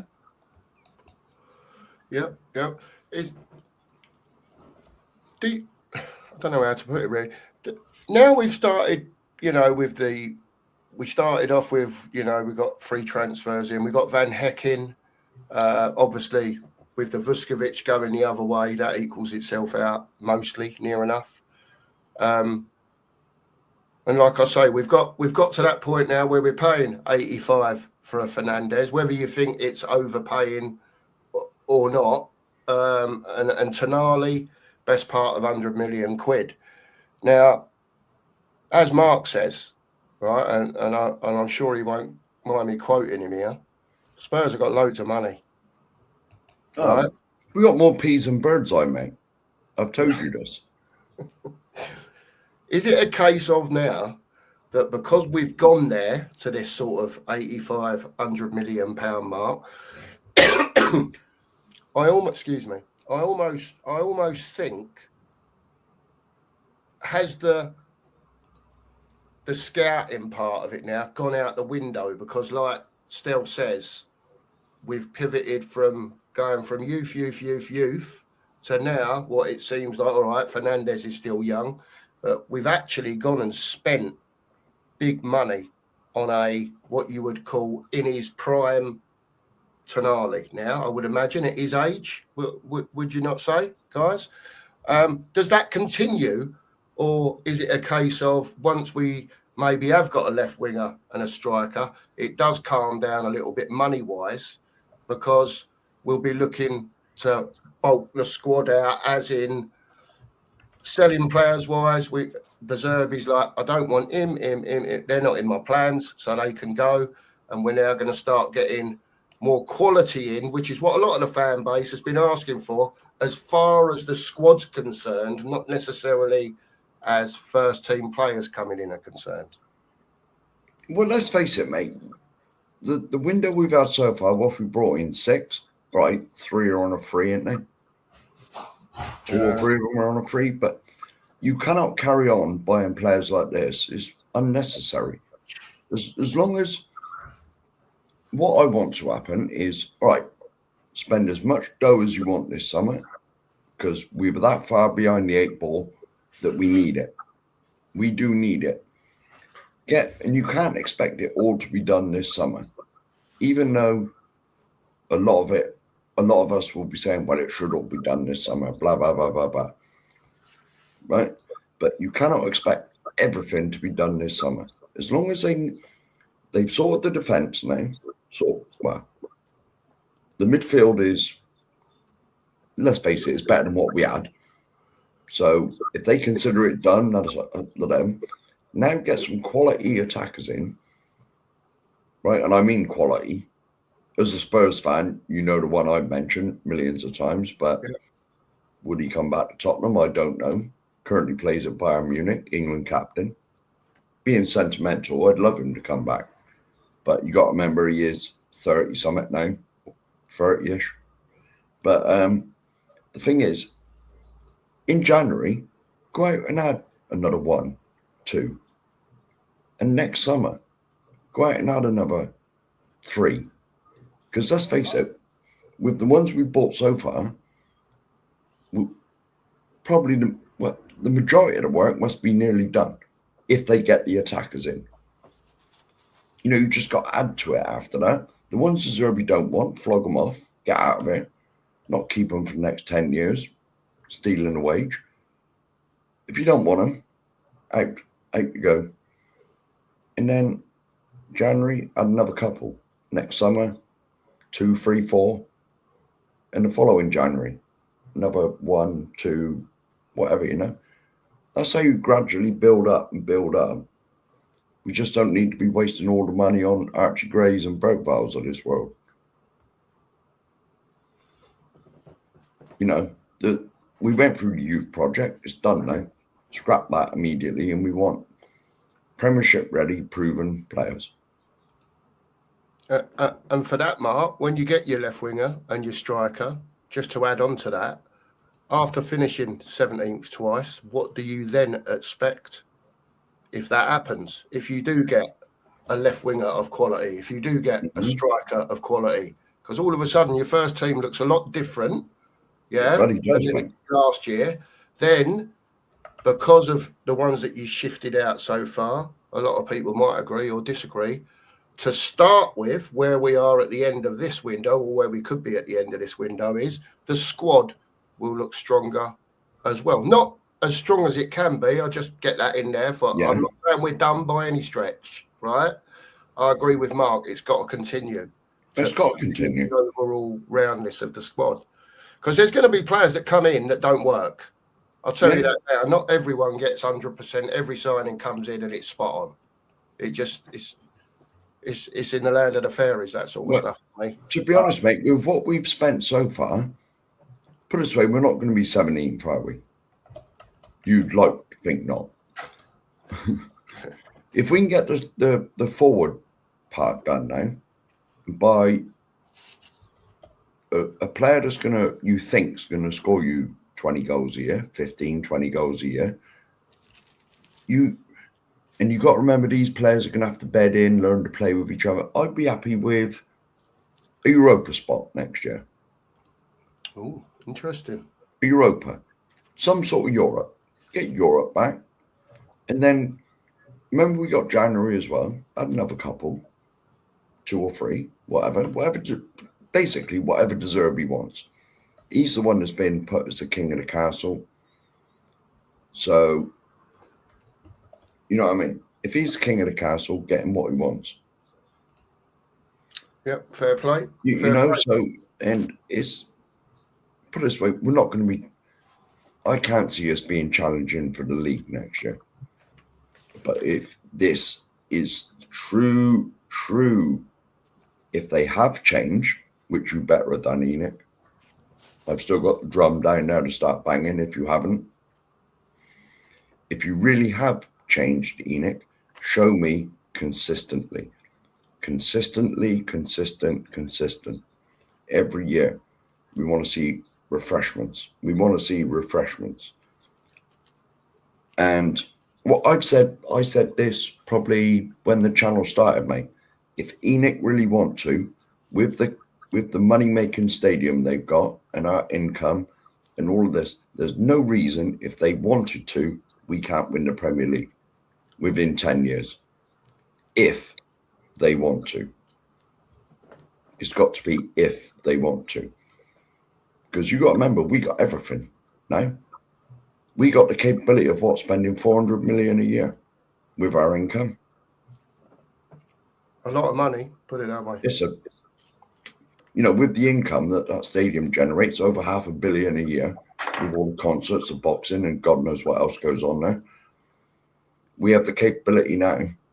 I told you, mate, we got more peas than birds eye now. We got loads of money, mate. And so if they want to go if Enoch want to, there is no reason Tottenham cannot win the Premier League. No reason whatsoever. And I believe this for a long time, but they've got to want to do it. If Enoch spend money like my watermelons have grown up the allotment this week, mate, we've just not got enough money to spend. That's all I can say. You know what I mean? Just Mark, to change the subject there slightly. Go on. Mark, can I be brutally honest about all of this, what's going on? Go on, man. Tell us. I always have to contain it a bit because everyone absolutely has a meltdown, shits their pants, and then you just get slandered, toxic, negative, ghost, all the usual shit I've been hearing for 5-6 years. I couldn't give a damn what we do this window. I actually couldn't give a flying shit. Honestly, I mean it. I couldn't care less. For me, if they want to get us back into the top 4, they can do it like that. Right? They've spent £900 million in 6 years. They wasted it. They didn't back one manager. They had 2 of the greatest managers the world has seen in the last 20 years, and they screwed them both over. Fans will turn against the managers because our fans, they're like that. They just jump on whatever's trending. They're all mostly sheep. You know, Conte out, Jose out. All right. Now we're 17th 2 years in a row. Congratulations. That's what you asked for. Your brain told you get rid of them. Look what your brain's delivered. Right? I don't care. I say it as it is. I couldn't give a shit what we do this window. What I care about is if we get back to top 4 and we're challenging for the league, we come 3rd, maybe 2nd, we're getting to cup finals, semi-finals, and it's not quite there. What they do then? Mm-hmm. What do you do then? That's when I will get excited, and that's when I will say, do you know what? Fucking come on. Because I was here with Conte, I was here with Mourinho and Poch and Redknapp, even Ange, by the back door, got us into Champions League. We've been in brilliant positions many times in the last 10, 15 years. Brilliant positions. And we did fuck all with it.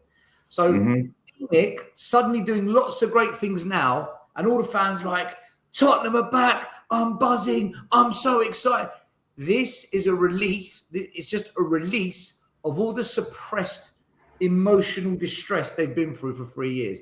It's like you're overweight. You're out of breath going up the stairs. You go to the doctors. They say, right, you've got diabetes. Oh, you've got chronic illness. Oh, you're on the cancer pathway. You get all this scary shit told to you. And then suddenly you go on the treadmill. Do you know what? I can run.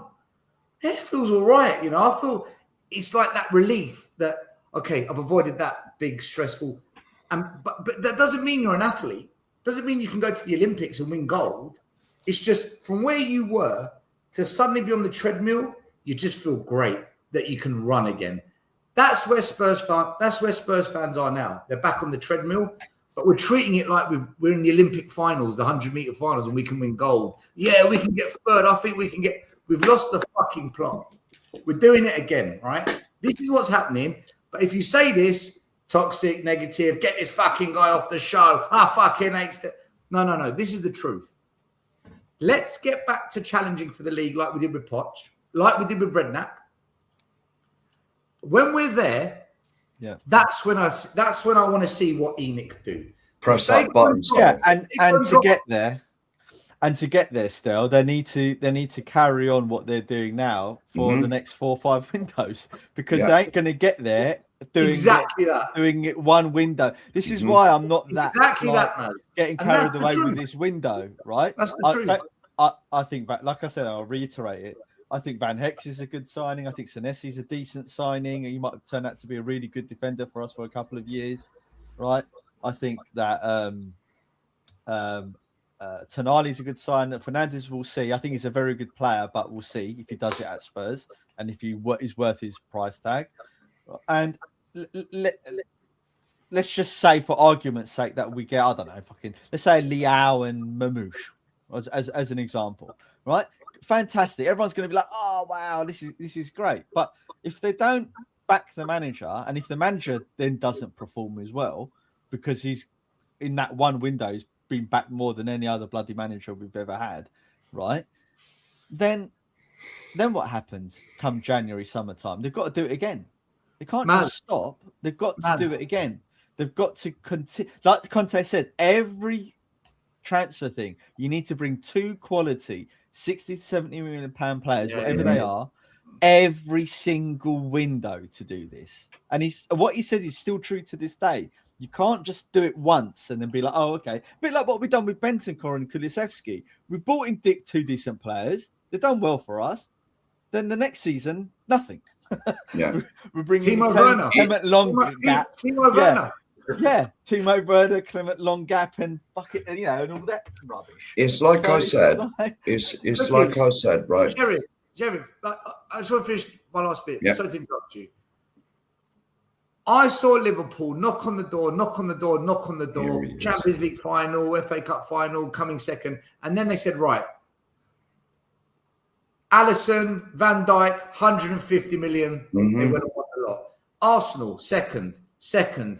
And then they said, right, Eze, Hincapié, Zubimendi, Gyökeres, bang, they won the league. When they got there, it's what they did when they were there, when they were failing at the highest level. When we get to that high level, which I believe we will do because we've been there many times before, when we get there and we fail, what do you do when you fail at the top? It's not what you do when you fail at the bottom, mid-table, 8th, relegation. I don't care what you do when you fail there because it's just dog shit. What do you do when you fail at the top? Because that will tell me if this is the real deal with ENIC. And I'm going to have to wait for that day, guys, which is why I don't care what we do now. Whatever we do, we do. When we get to the top and fail, what do you do when you fail at the top? That's when we will know what they're about. And we'll have to wait for that day. A lot of people are sceptical of this, but this next comment I'm going to bring up, right? A lot of people don't look this far into the future, as if you like. But I think this is spot on, right? And I know I'm a ENIC out, whatever you want to call it. What's the word to use? I'm not very enamored by them. Let's put it that way, right? But I think after so many years, right, of what has been, and again, Tottenham have spent money. I'm not saying they haven't, right? But I think the ultimate aim of what they're doing now is at some stage in the next couple of 3 years, get closer to that figure there, because with inflation, again, it's only going to go up. Mm-hmm. It's only going to go up, right? As long as the football team, someone has finally got it into their brain, invest in the football team, it will make you not just a global brand, a massive global brand when you start winning stuff. Yeah. When you get like Arsenal close to winning that league, start winning a cup here and there again. Yeah, still, I'm more than happy to sit here. You might totally disagree, right? That's just where my feeling comes from it. This comment here. Put it this way, right? Put it this way, right? I will never, ever forgive Enoch when we was at the top with Poch and we should have won the league twice. Let's get that in there. And they did fuck all, like you said, Stel. When we were up there and we were challenging for the league, they never give us that little boost to get us over the line. We had the best starting 11 in the Premier League for at least 2 years. At least 2 years, and they did nothing to fill out the squad to get us over the line. I will never, ever, ever forgive them for that. What they're doing at the moment, they should have been doing back when Poch was here. But no, they had to build the cash machine first, and they had to build the training ground and all of that nonsense. No, we were ready then. We were ready then to win the league, and you did nothing. But they did absolutely nothing. And so, am I going to applaud them for what they're doing now? In a way. Will I ever trust them? Certainly not. And this is for you, World Under. I've seen you in here. I was waiting. I thought you'd be in at the beginning, mate. But I will never, ever trust Enoch. Ever, ever, ever. The thing is, the thing is, right, I'm with you. I'm 100% with you, right? I would never, ever trust them. But I'm prepared to see what they do now. Because this is finally going to be this is finally it now. This is the big change, right? I'm prepared to see what they do with this, okay? I'll give them a little bit benefit of the doubt. But like I say, what we do now means fuck all. It's what we do when we fail at the top. So people like Phil Coy saying, oh, you're moaning. You're not listening. I feel like I'm talking to a brick wall. A lot of fans, this is the relief. This is the release valve. You've been suppressed for years, and now you're free to go. You've been in jail. You're suddenly out of jail. Yeah, doesn't mean you've got a job. Doesn't mean you've got a family. Doesn't mean you've got a home, right? You haven't done anything. You're just out of jail. At the moment, we feel like we're out of jail. But I want to see what we do when we get a home, when we have a family, when we actually have a real life, not just not be in jail. And, you know, if the Phils and the others just want to be super happy with now, be happy. I'm not saying to fans, don't be happy. I'm not saying don't be excited. I'm not telling anyone what to feel and think. I'm just saying what I feel. And I feel I'm going to wait when we get to that top and we fail and what we do then. Because I saw us win a European Cup and what did we fucking do at that top level for nothing? Right? So let De Zerbi get top 4 in the next 2-3 years, 4 years, however long. Let him almost win a league. Maybe we miss out by 10 points. Let him get to a cup final. Oh, we lost on penalties. What do Enoch do then? That's when we will know what this is about. So until then, I'm just going to sit back and just see how this pans out. And if everyone else wants to get excited, get excited. Have a great time, guys. Do it. Well, I'm just going to wait. I'm just going to wait. That's all. I'll be honest with you, Stel. For me, this is more of a release. Because we know how bad they've been, not spending money or spending it badly. Now suddenly we're bringing in players of 90 million, 80 million here and there. You know, for me, it's unheard of. For me, this Enoch have never done this. Just keep doing it, you bastards. There you go. Mark, I'm just off to get a drink. Just to let you say, I've put the link in the chat if anyone wants to jump on with Mass and Spell, just so we can get a couple of more opinions on it about what we've been talking about. You're more than welcome to jump on if you want to. The link is in the chat. Mark, it's over to you because I'm just going to go and get a drink. You crack on, mate. Can I just say this comment here? We should look at the second and third season. I disagree. Nah, that's rubbish. Look at when we fail at the top. Listen, we could get top 4 this year and surprise everyone. We could get top 4 in 4 years' time. Wait for the moment when we get close and we just don't quite get it over the line. What we do then. You know, like Arsenal. That is their consistent. That is Daniel Levy's legacy, right? Great, he got us up finishing 6th and 5th and 4th and got us into Europe more consistently, right? Fantastic. Well done, Daniel Levy. But what did he do then? He did nothing. Right? And that is the history of the Tottenham, right? When we're in these positions to move forward as a club, we don't back the managers. You could even argue that to a certain extent with Ange, right? It got us 5th. Then what did we do for but that 5th was a disgrace. We brought in 3 kids. Now I do have some sympathy for him in that, but that's where Ange is at fault because he accepted it. And it's the same thing with De Zerbi. If this season, and Stel made this point earlier, which I agree with, I'm a massive De Zerbi fan, but if he fails with the backing that he's got, I'll be fucking De Zerbi out like I am with any other bloody manager if they fail. Because I'm fed up of every single season, the Men in Black come, reset everyone, and they're like, oh yeah, another project, fantastic. Let's wait another 4 or 5 years to see what happens. So no, we as a club, we should be every season. Our expectations should be at minimum. We should be up there as a minimum. Then demanding cups, demanding success. I said players every window. That should be our minimum.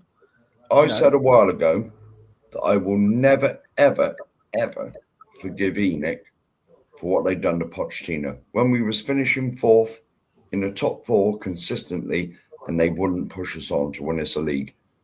The year Leicester won it and the year Chelsea won it, them leagues were ours if ENIC wanted it. All the rest of the teams have dropped off. Arsenal were 7th or 8th. City were a bit pants. Liverpool hadn't bought Alisson and the defender. Them leagues were ours if ENIC wanted it, but no, they had to save all the money for the new cash machine that they were building. I will never ever forgive them for that because we should have won both of those leagues if they'd have pushed the boat out for Poch a little bit, and they did absolutely nothing. Absolutely nothing was done. Anyway, big up, Alex. How are you, sir? I'm good. I tend to agree with what Stills. I've been saying it. I've been saying it on your channel, Mark, and saying it on other channels as well. Agree with me, Alex. You can just say you agree with everything. No, I've been saying it. I've been saying it still. It's just that people listen to you more because you're on the Spurs 5. Before. So and even Maz said that on the Spurs 5. We never invested any money when I was on that channel. Oh yeah, true, mate. Well, I didn't watch the channel anyway. But anyway, moving on. And even Maz is said something that for the first time in his life, in his first time in my life, I'm actually agreeing with him. You know what I mean? Because he's saying what I said. You know, you're saying what I said. Don't get used to it, then, Maz. Yeah, is that the manager needs to be accountable because of what's gone on right now with the signings what we're getting at the moment, 100%. But in saying that, why is Alex trying to look like Apollo Creed in Clubber Lang? It is what it is. You know what I mean? It's entertainment. It's entertainment. It's entertainment. Just bring it. Just take it in. But just to say what Still said, this is why I got to put the pie analogy, right? People in the chat, and I'm saying to them, come on, have a debate with us. They're saying we should be happy with a quarter of an apple pie. I'm saying I've been there before with a quarter of an apple pie. I've done that with Poch. I've done that with Mourinho. I've done that with Harry Redknapp.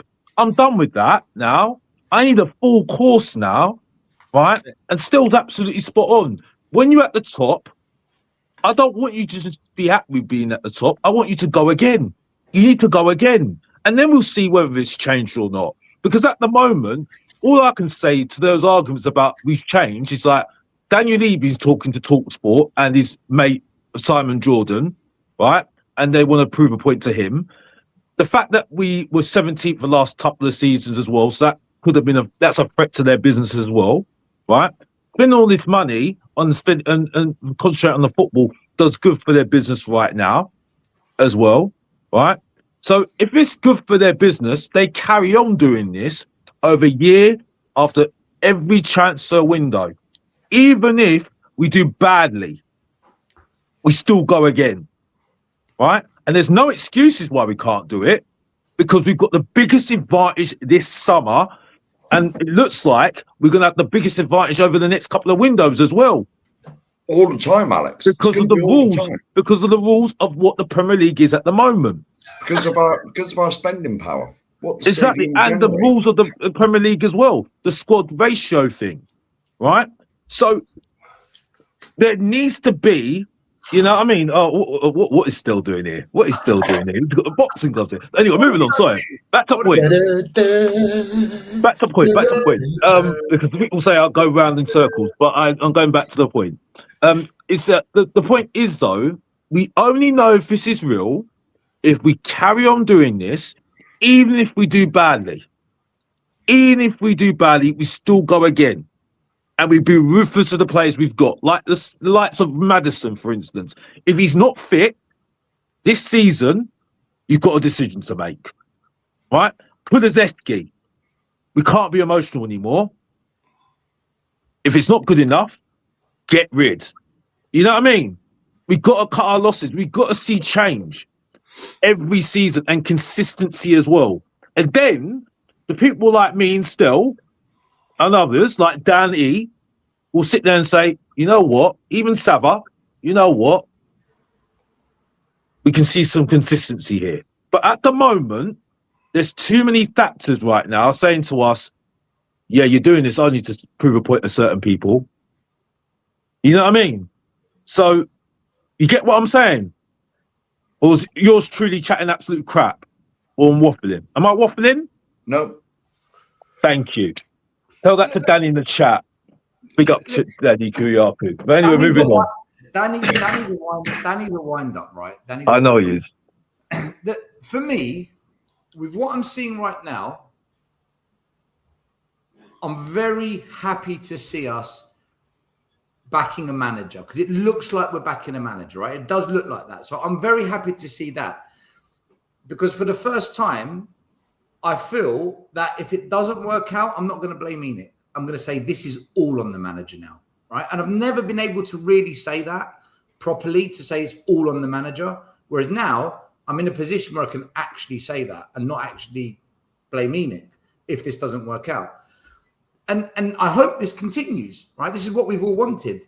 I've got concerns about the front three if we keep slanking Richarlison and Tell. I've got concerns that the attackers we're signing aren't guaranteed output, not holding up the ball, not linking, putting the ball in the back of the net. It's natural to have a little bit of concerns. But I just need to wait and see where it goes. It can't just be like, there you go. Look, we've made you happy, everyone. Like what Alex said. Look, we've made you happy. Everything's all right now. No, everything will be all right if you do it for 4 or 5 years. And you genuinely try and win the Premier League. You might not win it. But if we can see you gave it everything you've got, we can't complain. Because there's no guarantees. No one's got any, what they call it? Divine right to win anything. No. But if we can see the board gave everything they could to the cause and not hotels and bungee jumping and museums and Beyonce and chili peppers, red hot chili pepper concerts. If it's given all to the football, that's all we ask for, man. So, but you can't judge that off one window, which is what Alex is saying. You can't judge it all off this window. But it looks like a good start. It looks like a good start. As I said,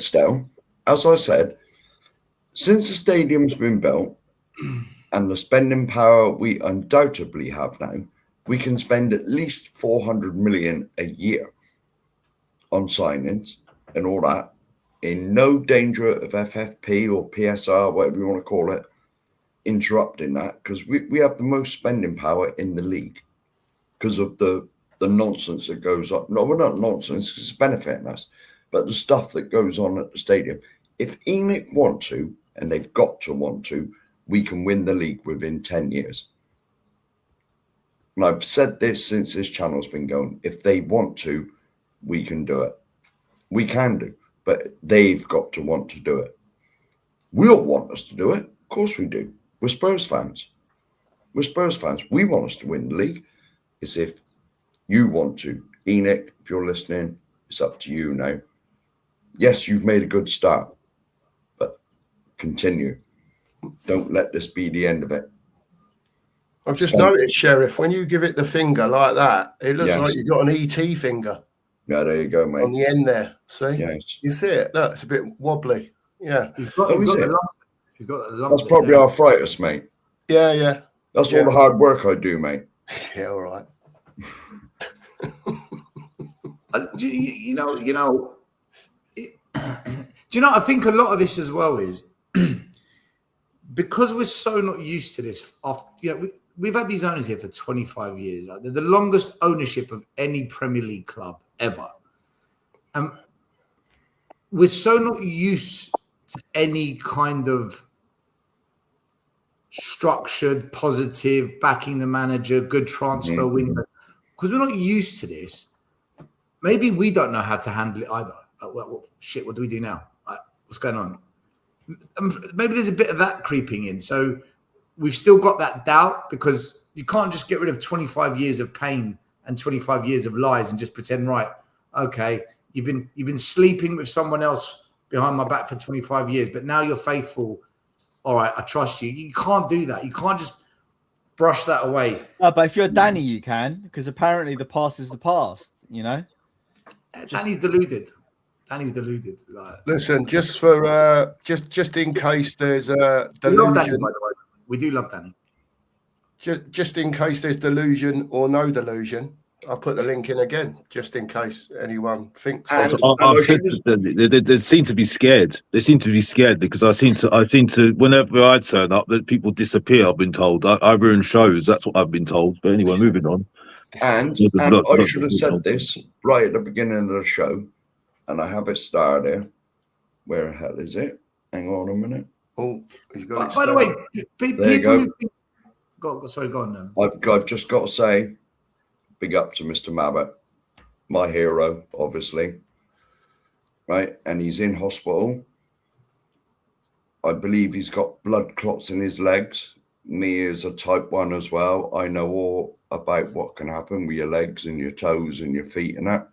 Get well, Gary. Love you, mate. You're my hero. There you go. Get well soon, get well soon, Gary. He's in South Africa, isn't he? Is he in South Africa? Yeah. Get well soon, man. Get well soon. Mark, do you know? Look, I was saying. I was about to say something with the. It's gone over my head. Don't worry, I forgot. What I will say, scared of who, Mr. Wannabe Jedi over there? No one's scared of debating you, Mr. Box Office. No, I'm not talking about you. You know I'm not talking about you, Mia. You know I'm not talking about you. Cherry pie, I'll let you off. You know I'm not talking about you. You know I'm not talking about you. I'm talking about certain people. Danny seems to be quiet, and Bill Boys used to always come on a lot of the time. So he seems to be saying a lot. But in the chat and stuff, saying that we're negative, come on and say, have a debate. You know what I mean? You know, but that's what I'm saying. I'm calling these people out. It's very simple way of looking at things, saying, oh, you're negative. What we've done is outlined a path to success for the next 3 or 4 years. And it's whether Spurs choose to actually follow that. And the path to success is you've started off well this transfer window. You still got work to do, because if they just stop now, I don't think it's that much better than last year's window, as an example. But going forward, you need to maintain this and really identify really good players, Prem proven or top European players that we all know who they are, i.e. like Leao's and all that sort of stuff, right? And do it consistently over the next 3-4 years, and maybe we might actually win a few things or achieve something. That's not negative. That's just outlining a path forward that we know will work. And how do we know it will work? Because Liverpool have done it, because Man City have done it, because Arsenal have done it for the last 3-4 years. You know, this is it's not rocket science what we're asking for, and it's, you know, look at Aston Villa. They've kind of done it as well, and they've won a European trophy for their things. Now, I think they've overstretched themselves, and now they're whinging like little crybabies because we've actually got money and they don't, right? Or we can spend. They've got money, but they're not allowed to spend it and stuff like that. But, you know, that's life. They've got to deal with it. Like every other club's got to deal with it. Can I say, there's nothing negative here, by the way. Like Alex was on my show earlier, and he said we can challenge for top 6. I've said we must finish top 6 with this spend. So we've got a very positive outlook on where we're going to finish this season. So just to say, look, we think we're going to finish in the top 6 is not negative. And Maz nailed it on the head. We're just setting out the pathway of what needs to happen for us to be successful. What's the harm in that? I think you can have that pathway, absolutely, and I don't disagree with anything that you guys have said, but I think that people are basically judging it in kind of like a way where you can say, right, this window I approve of, and I'm looking forward to seeing what happens with the players with this season that we have got, because I believe those players are good enough to achieve something, as in getting in, say, what Alex said, top 6. I believe maybe not as high maybe as that. I think between 7th and 9th, if we get some good strikers, 6 at a push. But I think that's where people are judging it from. I think because you're looking at the bigger picture, where people may be looking at in the moment, judging it by this window, see what happens, next window, see what happens. But that doesn't mean that their long-term plan isn't the same for them. I hear you. Mike, do you know what it is, right? I'm just not excited by top 6 or mid. I'm just not excited. I'm not even excited by top 4 anymore, because I had it under Poch every year. Maybe we were spoiled. And I had it under Redknapp. I got it under Conte. I got a trophy under Ange. The only thing that's going to excite me now is, other than watching really good football, is genuinely seeing the owners try and win like a massive trophy. Like they genuinely give it a go. That's what will excite me now, because then I know that things. Don't you think we should just try and win any cup that we're in? Absolutely, of course. Yeah, you know, like Pep. Like one thing I really admire about Maz, Pep, what I'm saying is I've seen that already. I've seen that. I've never seen us win a Champions League or Premier League. Yeah, I'm not disagreeing with your point. I'm adding to it. I think that one thing I really liked about Pep and Klopp is that whether it's the League Cup or the FA Cup, they want to win it. Doesn't matter whether the club's going to get loads of money. They want trophies in that cabinet because that's what the fan base want. The fan base want bragging rights. The club needs to build history and moments and success. So I think I hear the argument, there's no point concentrating on FA Cup because it doesn't bring you any money. Yeah, but in the long term, it brings you money because that's how the younger generation and the fans, that's how you build and maintain a fan base, right? If you don't win anything, your fan base is in decline. How are you going to get new fans? Right? And isn't it you see that throughout the football leagues, right? Where clubs that were successful now, their fan bases have dwindled and they can't even fill a 20,000 seater stadium anymore, and the whole area degrades because of that thing. So I think we should win anything and everything that we're in, regardless of whether it wins us money or not, whether it's a League Cup, FA Cup, or whatever else. 100%. And Joe, what football is about winning, Maz? That's the whole thing, right? It's about winning. And when people say, but it doesn't bring you players because you're not in the Champions League, what players did we get when we was in the Champions League anyway that elevated us? That didn't happen. For me, we've got to build a winning mentality, and that means that you've got to win. Even like Jose, he was never opposed to winning those cups. Any manager wants to win everything. It doesn't matter, regardless. They want to win everything. And I feel like the attitude of some fans is that they degrade those cups and say, oh well, we're above those cups. Nobody's above those cups. We need to win stuff, and that's what it's about for me, is winning. Above all, give me the bloody FA Cup. 35 years. I was 20, coming up 21 the last time we won it. I'm very nearly bloody retired now, and we still ain't won it again. I'll be honest. I see your point, Mark. For me, I'm kind of up and down about these cups now. They don't really excite me anymore. and I'm being honest with you right now. I understand that people say that it's good winning mentality and stuff. I don't get too excited about it anymore, especially the cowbell. The cowbell for me isn't, and the way that they treat it anyway doesn't help either. To be honest with you, the prize money's not there, is it, Alex? And the FA Cup as well. The way they treat that as well for me. I think you summed it up last year when it was the weekend and they had just the FA Cup games. It wasn't. It just didn't have it for me. I understand it's a cup, and I understand, beggars can't be choosers. That's fine. But I think Europe has kind of made the cups less important, really. Mm-hmm. And money does talk as well. You know what I mean? And yeah, I understand that it's something of a memory. You win it and stuff like that, and I get it. I absolutely get it. And if we do go on and win, I'll take that all day long. Yeah, but I think the focus is definitely the league and the champion. That's where it is. Let's be honest here. Alex, it's the money. Yeah, it is what it is. Do you know what I Okay, but did the FA Cup and the League Cup detract from Arsenal, Liverpool's, and United in the past and Man City success? Did you ever hear them saying, "Oh, don't worry about those. We'll just concentrate on the league"? No. I think you get my point wrong. They never had Enoch as owners. Enoch just worried about the money, mate. It's not that, Baz. I think you're getting my point wrong. They were. It's not that I'm dismissing the thing. I'm just thinking at the moment it's not as exciting as it used to be in terms of it used to be had meaning to it, had something to it, had a bit of it's not as exciting to us because we never win it. So we think, we never win it. That's a good point as well. Yeah. But I think if you speak to Chelsea fans, let's say my best mate's a Chelsea fan, right? We grew up together, right?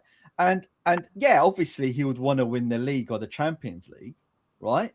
But he's just they still want to win the League Cup, FA Cup, regardless. It's like, yeah, of course we should win it. It's like, why wouldn't we want to win it? And the big clubs actually want to win these cups, regardless of whether it's a £1 million competition or not, because they know that it builds their history and their street cred and everything else around it. We're the only fan base now, right? They go like, let's not concentrate on that. I'm like, but hold on, the winning clubs actually want to win these things, and we don't because we think we're above it, or it's not as important.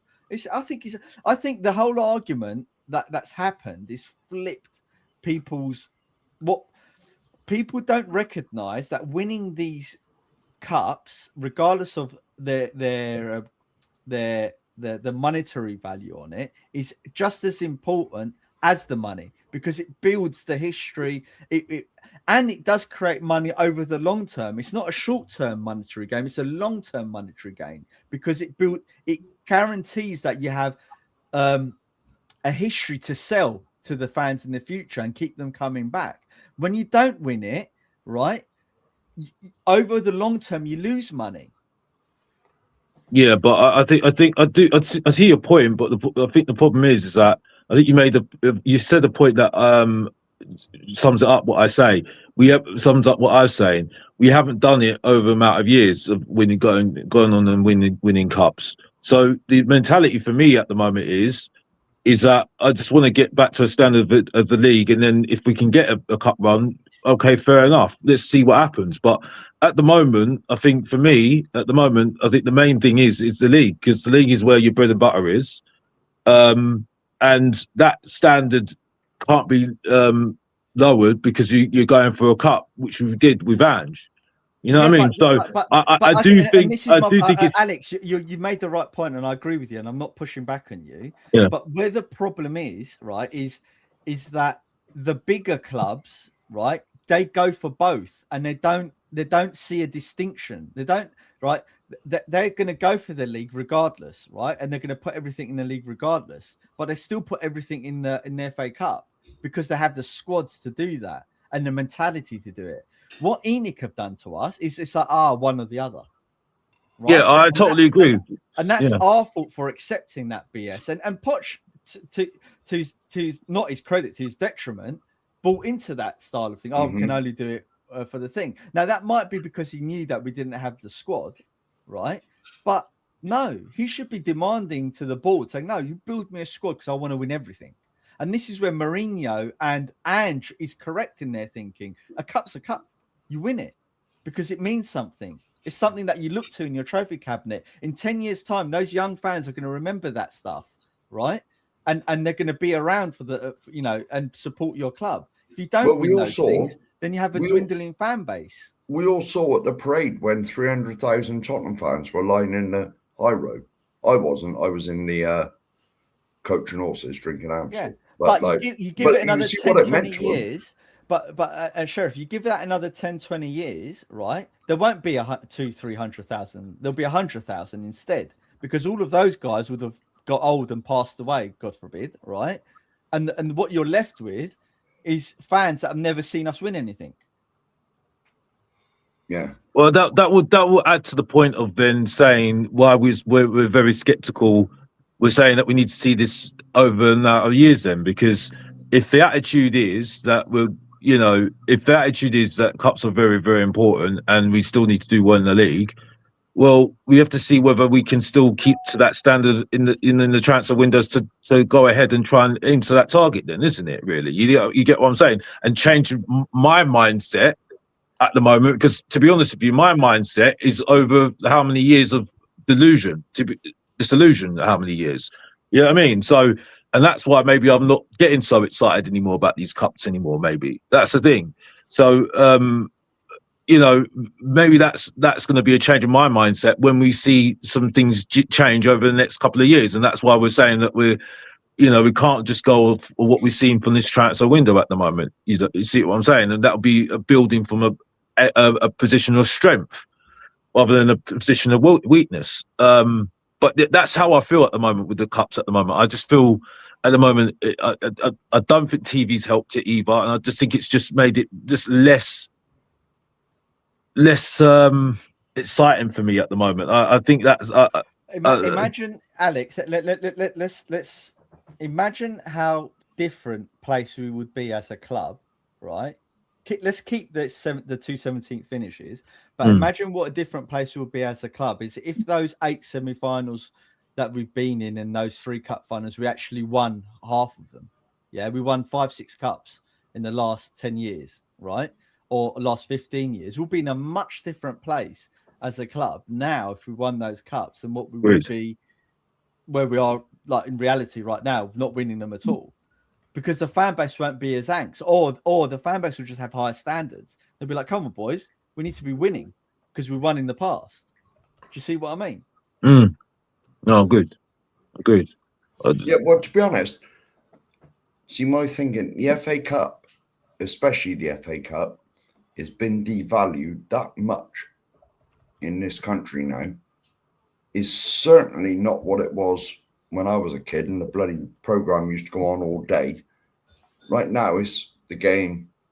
That's it. You won the cup. That's it. I want to see the FA Cup returned as a premier competition in this country to win. The FA Cup was valued certainly when I was a kid, just as highly as winning the league. And I think the way to do it is to give 3 places to qualifying for the Champions League, and the 4th place to give it to the FA Cup winners. That's my personal opinion. I would have done that years ago. Years and years ago. Because let's face it, the Champions League is only to make money. All right, there's lots of money in it. But when I was a kid, it was only the champions that got in it. And that was it. There was none of this finish 5th and getting it. It's a money-making thing. That's all it is. And I want to see the FA Cup restored to a very important competition, a premier competition in this country that everyone wants to win. All right, not a lot you old enough to remember when Ozzy and Ricky are here. Me and the boss are. I don't know, I pulled this down. Me and the boss are. But like when Ozzy and Ricky first come into the club, they dreamed of playing at Wembley. Wembley was the home of football. And to get to an FA Cup final meant you played at Wembley. And I don't think players. Some certain players now. It's not their dream to do it though. No. Well, it used to be. This is what I'm saying, Alex. It used to be. It's not. Yeah. I'm adding to your point. I don't think players are coming in just to want to play in the FA Cup and win it. I think it's more Champions League now, isn't it? Unfortunately, of course it is. It's where the money is. It's where the money is, Alex. And it's just that their dreams are not that anymore. Sorry, Mia. I don't think that's true. I think what Maz says is that they want to go to a team that are winners. It doesn't matter what they're winning. They want to go to a team where their club takes it seriously about winning. So the thing is, I'm fed up of being in competitions just to be a participant. The Champions League, yeah, we got to the final, right? We absolutely fluffed that final by a Kane decision, in my opinion, anyway. But the fact is, I'm fed up with being a participant. I want to go into these cups, take them seriously, and win it. I would much rather us finish 7th 4 years in a row and win a cup, because you know what? I think building a winning mentality is better. I think we've got at the minute, the league is so far out of our reach. Getting fourth will get us money, yes. But I want to win stuff, because I think that's important, to build that mentality into our club where we win no matter what. It doesn't matter what it is. We're not just here to be participants anymore. We're going to be the winners. I feel like that attitude has been lost. We used to always be a cup team. We've lost that. We've lost that attitude towards cup because we're all worried about getting top 4 and being in the Champions League and being a participant in a Champions League because it brings us money. Yeah, because it brings us money. But that shouldn't be a fan's attitude. The fan's attitude should be, I want to be in every competition in it to win it, because we should want to bring that winning mentality back to our club. Well, that's what Sean Butler and all his disciples and followers, and I say it to Sean's face, I do shows with him and I say it to him, it's the Seans that have done this, right? It's these business gurus, spreadsheet loving, financial, submerge yourself in the calculator massive. They've done this, right? And they will argue, but without that, you can't compete for the FA Cup, because the teams you compete against do have the money. So they'll just take it full circle back on you. And I agree with Maya. We should just go for every cup we can, because that's what football's about. But there are so many fans, and don't underestimate it. There are thousands of fans that do just focus on the money, and they'll link it back to trophies. It's not my money. It's not their money. So why the hell do they worry about it? I don't. I mean, I didn't think we were allowed to say names, but I'm only joking still. My point is anyway, yeah, right. It's the truth. Listen. I can't say the name because you know my feelings. You can't. I just think at the moment it's just the club have got a job to do right now the next couple of years. Because this is where I think that my mindset's where I'm at the moment. You get what I'm saying? So, I'm not excited anymore about those certain cups anymore. And I can't help myself. That's it. Simple. I can't. And it's it's not just because of Spurs. It's because of the coverage as well. For me, I think the way that it's placed in the spectrum, especially the Carabao Cup, I just think it feels like a little bit of an afterthought, to be honest with you, and the FA Cup a little bit as well. So I think for me, things have to change. Things have to move my mind to change. Is Tottenham going out and winning and going out and making a go of it at these competitions, and the coverage from the league, from the TV as well. I think if you're making it out to be a bit of an afterthought, these cups, people are going to not think, they're going to think that it doesn't matter. You know what I mean? So I think a lot of things have to change. A few things have to change for me to start taking these cups really seriously. For me, come on, Alex. But then you're diminishing it. So you're part of. How would you feel if we were in an FA Cup final, mate? Well, you obviously weren't listening to me. That's the thing. You're taking what I've said and said it in a negative way. What I'm saying is, at the moment, is for me to start, getting really excited. Is one, Tottenham Hotspur going out and making the effort to going out and win these competitions, and secondly, the coverage of the FA Cup and especially the Carabao Cup should be looked as an afterthought, because that's what it feels like when I watch it.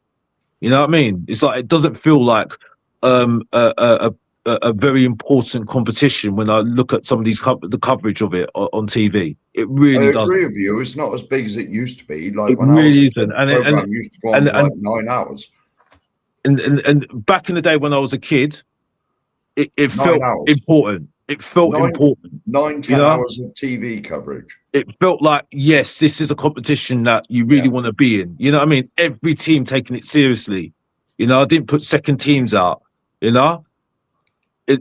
But at the moment, it doesn't feel like, you know, especially the early rounds, if a certain shock happens, yeah, cool.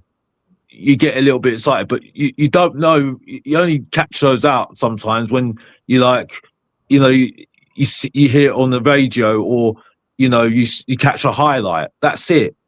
But it doesn't really get that imagination anymore for me, and that's the problem for me. And also, I don't think the draws help it either. You know, because some of the draws don't really help certain getting certain games out and stuff like that as well. I feel like, you know, you want to get some draws that actually draw you in, you know, draw you in to actually want to watch the games and start saying, yeah, I really want to go and watch that game, because there's lots of things on that game, isn't it? You know? So I think there's a lot of things that can make it a little bit more attractive to go and watch, you know? Because at the end of the day, it is an entertainment business at the end of the day, football. So, you know, if you want to make it entertaining, you're going to have to try and make it entertaining for the audience as well, you know? So, you know, but also Tottenham have to do their effort as well to make it attract, you know, make us want to care more about these cups as well. That's another thing as well for me, you know? You can disagree with me. That's just my feeling at the moment, being honest. I just feel like we've lost the game is about glory kind of situation. Like it feels like now that's not what it's about. It's all about the money. And like, to me, the reason it's become diminished is because if you make it like that, like I said, all the big managers, they want to win those cups. They don't care. They just want to win. A winner is a winner. And that's the attitude now I feel like we need to get back to, that we need to take these seriously. The game is about glory, and glory is what? Winning, and winning at all costs, no matter what it is. Now, that's what I want to get back to. And in a way, I felt like that a little bit with Ange, because Ange was all about the winning. He said he was going to win in his second season. He did it. And yeah, okay, we finished 17th. Not that lower down. I wouldn't want to be in the table. But the fact is that you need to go out and win these cups at all costs. We have to keep winning things, or going to try getting into finals and getting it over the line, so our players know what it's like to win. They get that feeling. They get that feeling of winning and want it more. And then we can say to our players, look, we're a team that takes these seriously. We're winners at this club. We're not losers. Because I feel like for ages we've been losers. And it'd get rid of that Spursy type. Get rid of that Spursiness, saying. So Mia, if De Zerbi, first round of the Carabao Cup or second round, whatever it is, puts in a second team, and we lose. I won't be happy. I won't be happy about that, because I said that when hold on, there's no excuses for him to play a weakened team when we're not in Europe. I'm just saying. I'm just putting it out there, just like, and especially for the FA Cup. If he puts a second team up, because he's got a league game in the next week or so, in the weekday. You can't do that. We're not in Europe. There's no excuse. I'm just saying. I'm just putting a scenario out there. I'm not trying to rattle people. I'm just putting a scenario out there. Then I'll say now. Then he's a loser. Then he's a loser if he does that. There's a reason why managers, when we just done a whole half an hour on Klopp goes for the trophies, Pep goes for the trophies, right? If he's a winner, he goes for the trophies. If we were in Europe, I get it. There's a balancing act. The squad ain't good enough. It's not big enough. I kind of get it a little bit. But without Europe, do you remember when Ange fielded a weak team against Fulham in the Carabao Cup in his first season when we weren't in Europe, and we went ape shit when we not? Do you remember when we got knocked out? We went ape shit. The same has to apply to De Zerbi, man. Yeah, I agree with that. I agree with that. But what I will say is this: I'm confident that De Zerbi's going to do really well at Spurs, because he's a good manager. I think he's going to do well. Whereas previous managers, there's always a doubt, right? You have to wait and see whether he takes it seriously or not in the club. We have to see what he does, because I think it's a wait and see sort of thing with that one, to be honest with you. Yeah. Because like I you know, I've heard a lot about it. Yeah, I know it's £1 million a month, Alex. He's on a £60 million contract. If he I they need to take him to court for misleading the club and for what's the word? Dereliction of duties, mate. £60 million contract, and he doesn't take it seriously. What are we doing? Listen. This is where the proof of the pudding is. Still, you see what I'm saying? What we were saying, he's got one game a week. He's got the signings he's got in so far, right? Which is better than what most of the managers that have got in the last how many years? 6 years or 7 years? It is, right? So this is another thing to be looking at De Zerbi. What is going to be his approach to these cups? Especially if we get to the later rounds of the Carabao Cup, especially in the Carabao Cup, because that's a winnable competition. Why in your head? Why would he rest players? On what basis? I don't know. I'm just putting the scenario out there. Still, I'm just putting the scenario out there because I'm creating the scenario of in what world would he rest players? If we're playing Colchester, I get it. If we're playing Doncaster, I say more the Colchester's, the lower league sort of teams. That's what I'm looking at. You get what I'm saying? Because I would say, you know, you would kind of gauge what a manager thinks about the competition by the team that he plays, isn't it? Yeah, right. So away with the B team against Colchester. Yeah, probably, yeah. But I'm just saying, you know what I mean? It's like, because, like, you know, in the early rounds, I think you're likely to get a lower team, isn't it? Because we're going to be in the second round, I think, or third round, isn't it? I think it is, because the fourth round is when the Champions League and European teams go into second round of the Cup, third round of the FA Cup. Yeah, fair enough. I think that is, yeah. So yeah. I think, yeah, you're right there, Mark.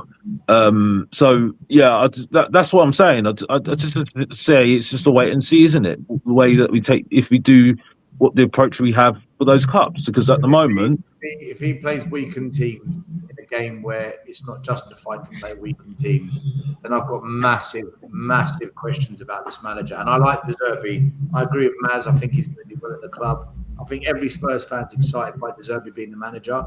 We're not a bit, but I don't think fans are divided over him. I think everyone's behind him. But if he goes and drops a B team in the Carabao Cup, and we've got Europe as well. Yeah, and we've got Crystal Palace away. I'm going to lose my mind. Yeah, I'm going to lose my mind if he does that, because there's no excuses. Like, mate, we've got one game a week. One. Exactly. In general, the thing with De Zerbi that I like is that he's not frightened to, like, tell the owners exactly what he thinks. He'll tell them what he needs. He'll tell them what he wants. All right, he's not going to get 100%. He's already got one mark, though, for me. And I'm with Ben Davies. That's a big – and that doesn't matter, in my opinion. You know, unless they agreed this before he came that he was going to stay and it was going to happen regardless of De Zerbi, and he's like, all right, well, whatever, he's never going to play in my squad. But he's still taking up a squad place anyway. Look, I think if De Zerbi doesn't take the cup seriously, then he's an idiot, because he needs that credit in the bank. A bit like what Arteta did, right? Even though I think it wasn't really his team, so he fluked it a little bit, right? But Arteta winning that trophy in his first spell, in his first season at Arsenal, bought him time, right? And he basically said to the book, back me, because I can win you stuff. Right now, fine, it took him fucking 7 years to do it, right? But he's still done it. And I think if De Zerbi wins in his first season, then that's more credit to him for ENIC than to back him, you know, because he'll say, I've won you something. So sorry, Maz, I can't hear you. Someone got like music or thumping in the background. It might be me. There is noises outside. Yes, you. Yeah. Well, I was basically saying that he needs to win that first trophy, so there's credit in the bank, basically. right? So that he can force ENIC to continue to back him. That's really important. He's not gonna. This is where I think I have to see these things going on, Maz. You know what I mean? Because I don't think we can tell whether what is his target this season. You know what I mean? Is it just the league, or is it going for cups? How can it not be? Like, it's got to be. Well, we don't know. We don't know that. That's what I'm saying at the moment. Because like, no Europe, Alex. So it's got to be something. What else are we going to? Yeah, but you say that, Maz. You say that, Maz. But I don't know.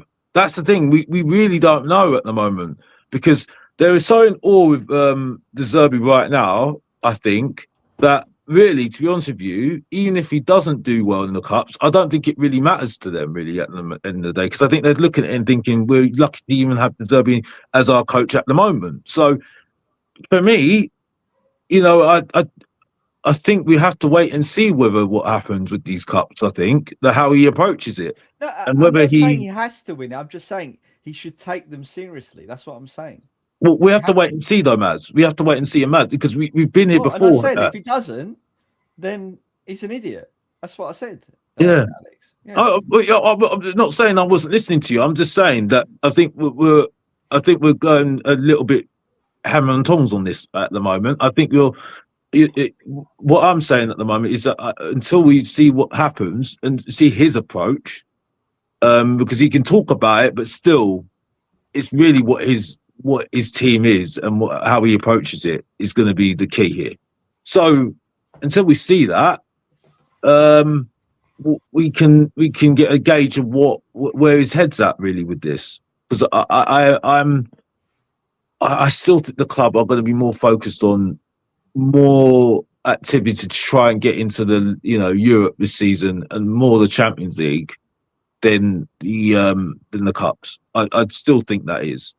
I think Nick, Alex, are going to want that trophy as well to prove to the fans, like they're going to want to put credit in the bank for the board as well. They're going to say, look, we want trophies, because that's how you get the connection with the fans. I just as much as De Zerbi needs to put credit in the bank, I think ENIC also wants credit in the bank. Yeah, it gets everyone off their back as well, doesn't it? If we go and win a Carabao Cup, everyone's like, yeah, De Zerbi's the shit. Yeah, ENIC mean business. Like, everyone's a winner. Surely they get that now, don't you think? I don't know. That it goes back to your point still, that this is why we can't just invest straight away after one summer. You get what I'm saying? Yeah, it has to be over a multiple of years to see whether we are serious or not, and and I think it's the same with the season right now. The question mark is, what is the approach with these cups? Is it us going for it because we've got the opportunity to go for it, or are we just going to be saying, okay, what's the most important thing to worry about this season? Is it just the league? Because if we get into Europe or Champions League, that helps us with money and prestige of that, or is it the cups and are we going to do both? And I don't know. I really don't know at the moment. You know what I mean? So, but it's also the players' desire as well. You get what I'm saying? So if the players have a desire to do it as well, from their previous achievements with Ange, that'll be key as well, isn't it? So I'm just putting it out there. I really don't know with this one right now. I really don't know if they're going to be taking the cup seriously this season. I really don't. That's just me at the moment, because I'm going back on history right now, to be honest with you. And the only one that really taken it, the only couple of people that taken it really seriously, let's be honest here, was Mourinho, Jose Mourinho, and I hate to say it, Ange Postecoglou. You know what I mean? So those are the only ones that have taken it seriously, the cups. Because they're winners. They're winners, man. They want to win stuff. Even Pochettino said that cups build egos. So that tells you everything you need to know, man. The big managers, winning managers, want to win it all. That's it. And I feel like De Zerbi has got that attitude. I don't know. I just get that vibe about him. I don't get that vibe where he's going to be like, oh, we only want to go for this cup because the other cups aren't important. I feel like he wants to win stuff and put winning on his name as well. Yeah. Yeah. A mix of game by game. Someone says to me, you know, I don't listen. I understand people are going to not agree with what I'm saying, but again, it's what we see during the season. Because, like I said, I'm only spitballing what I'm saying right now because I've seen this in the past. And I've said we've been saying we want to go and focus on the cups this season. We don't want to focus, and we don't do it. So, you know, it will be proof to see what happens. That's all I'm saying at the moment. So I know people are going to have a go at yours truly about what I'm saying, but I'm just saying the truth right now. I'm just saying what I feel, what I'm seeing, what I've seen in the past. And like I said, like Mia's just said, those two winners went for the cups. But we had to, that was at the expense of the league. So if that is the case, are we going to go for both and make sure we keep the standard for both this time round? You know, that's my question. Because if it's going to be expensive for one or the other, we're going to have an issue, are we? You get what I'm saying? You know?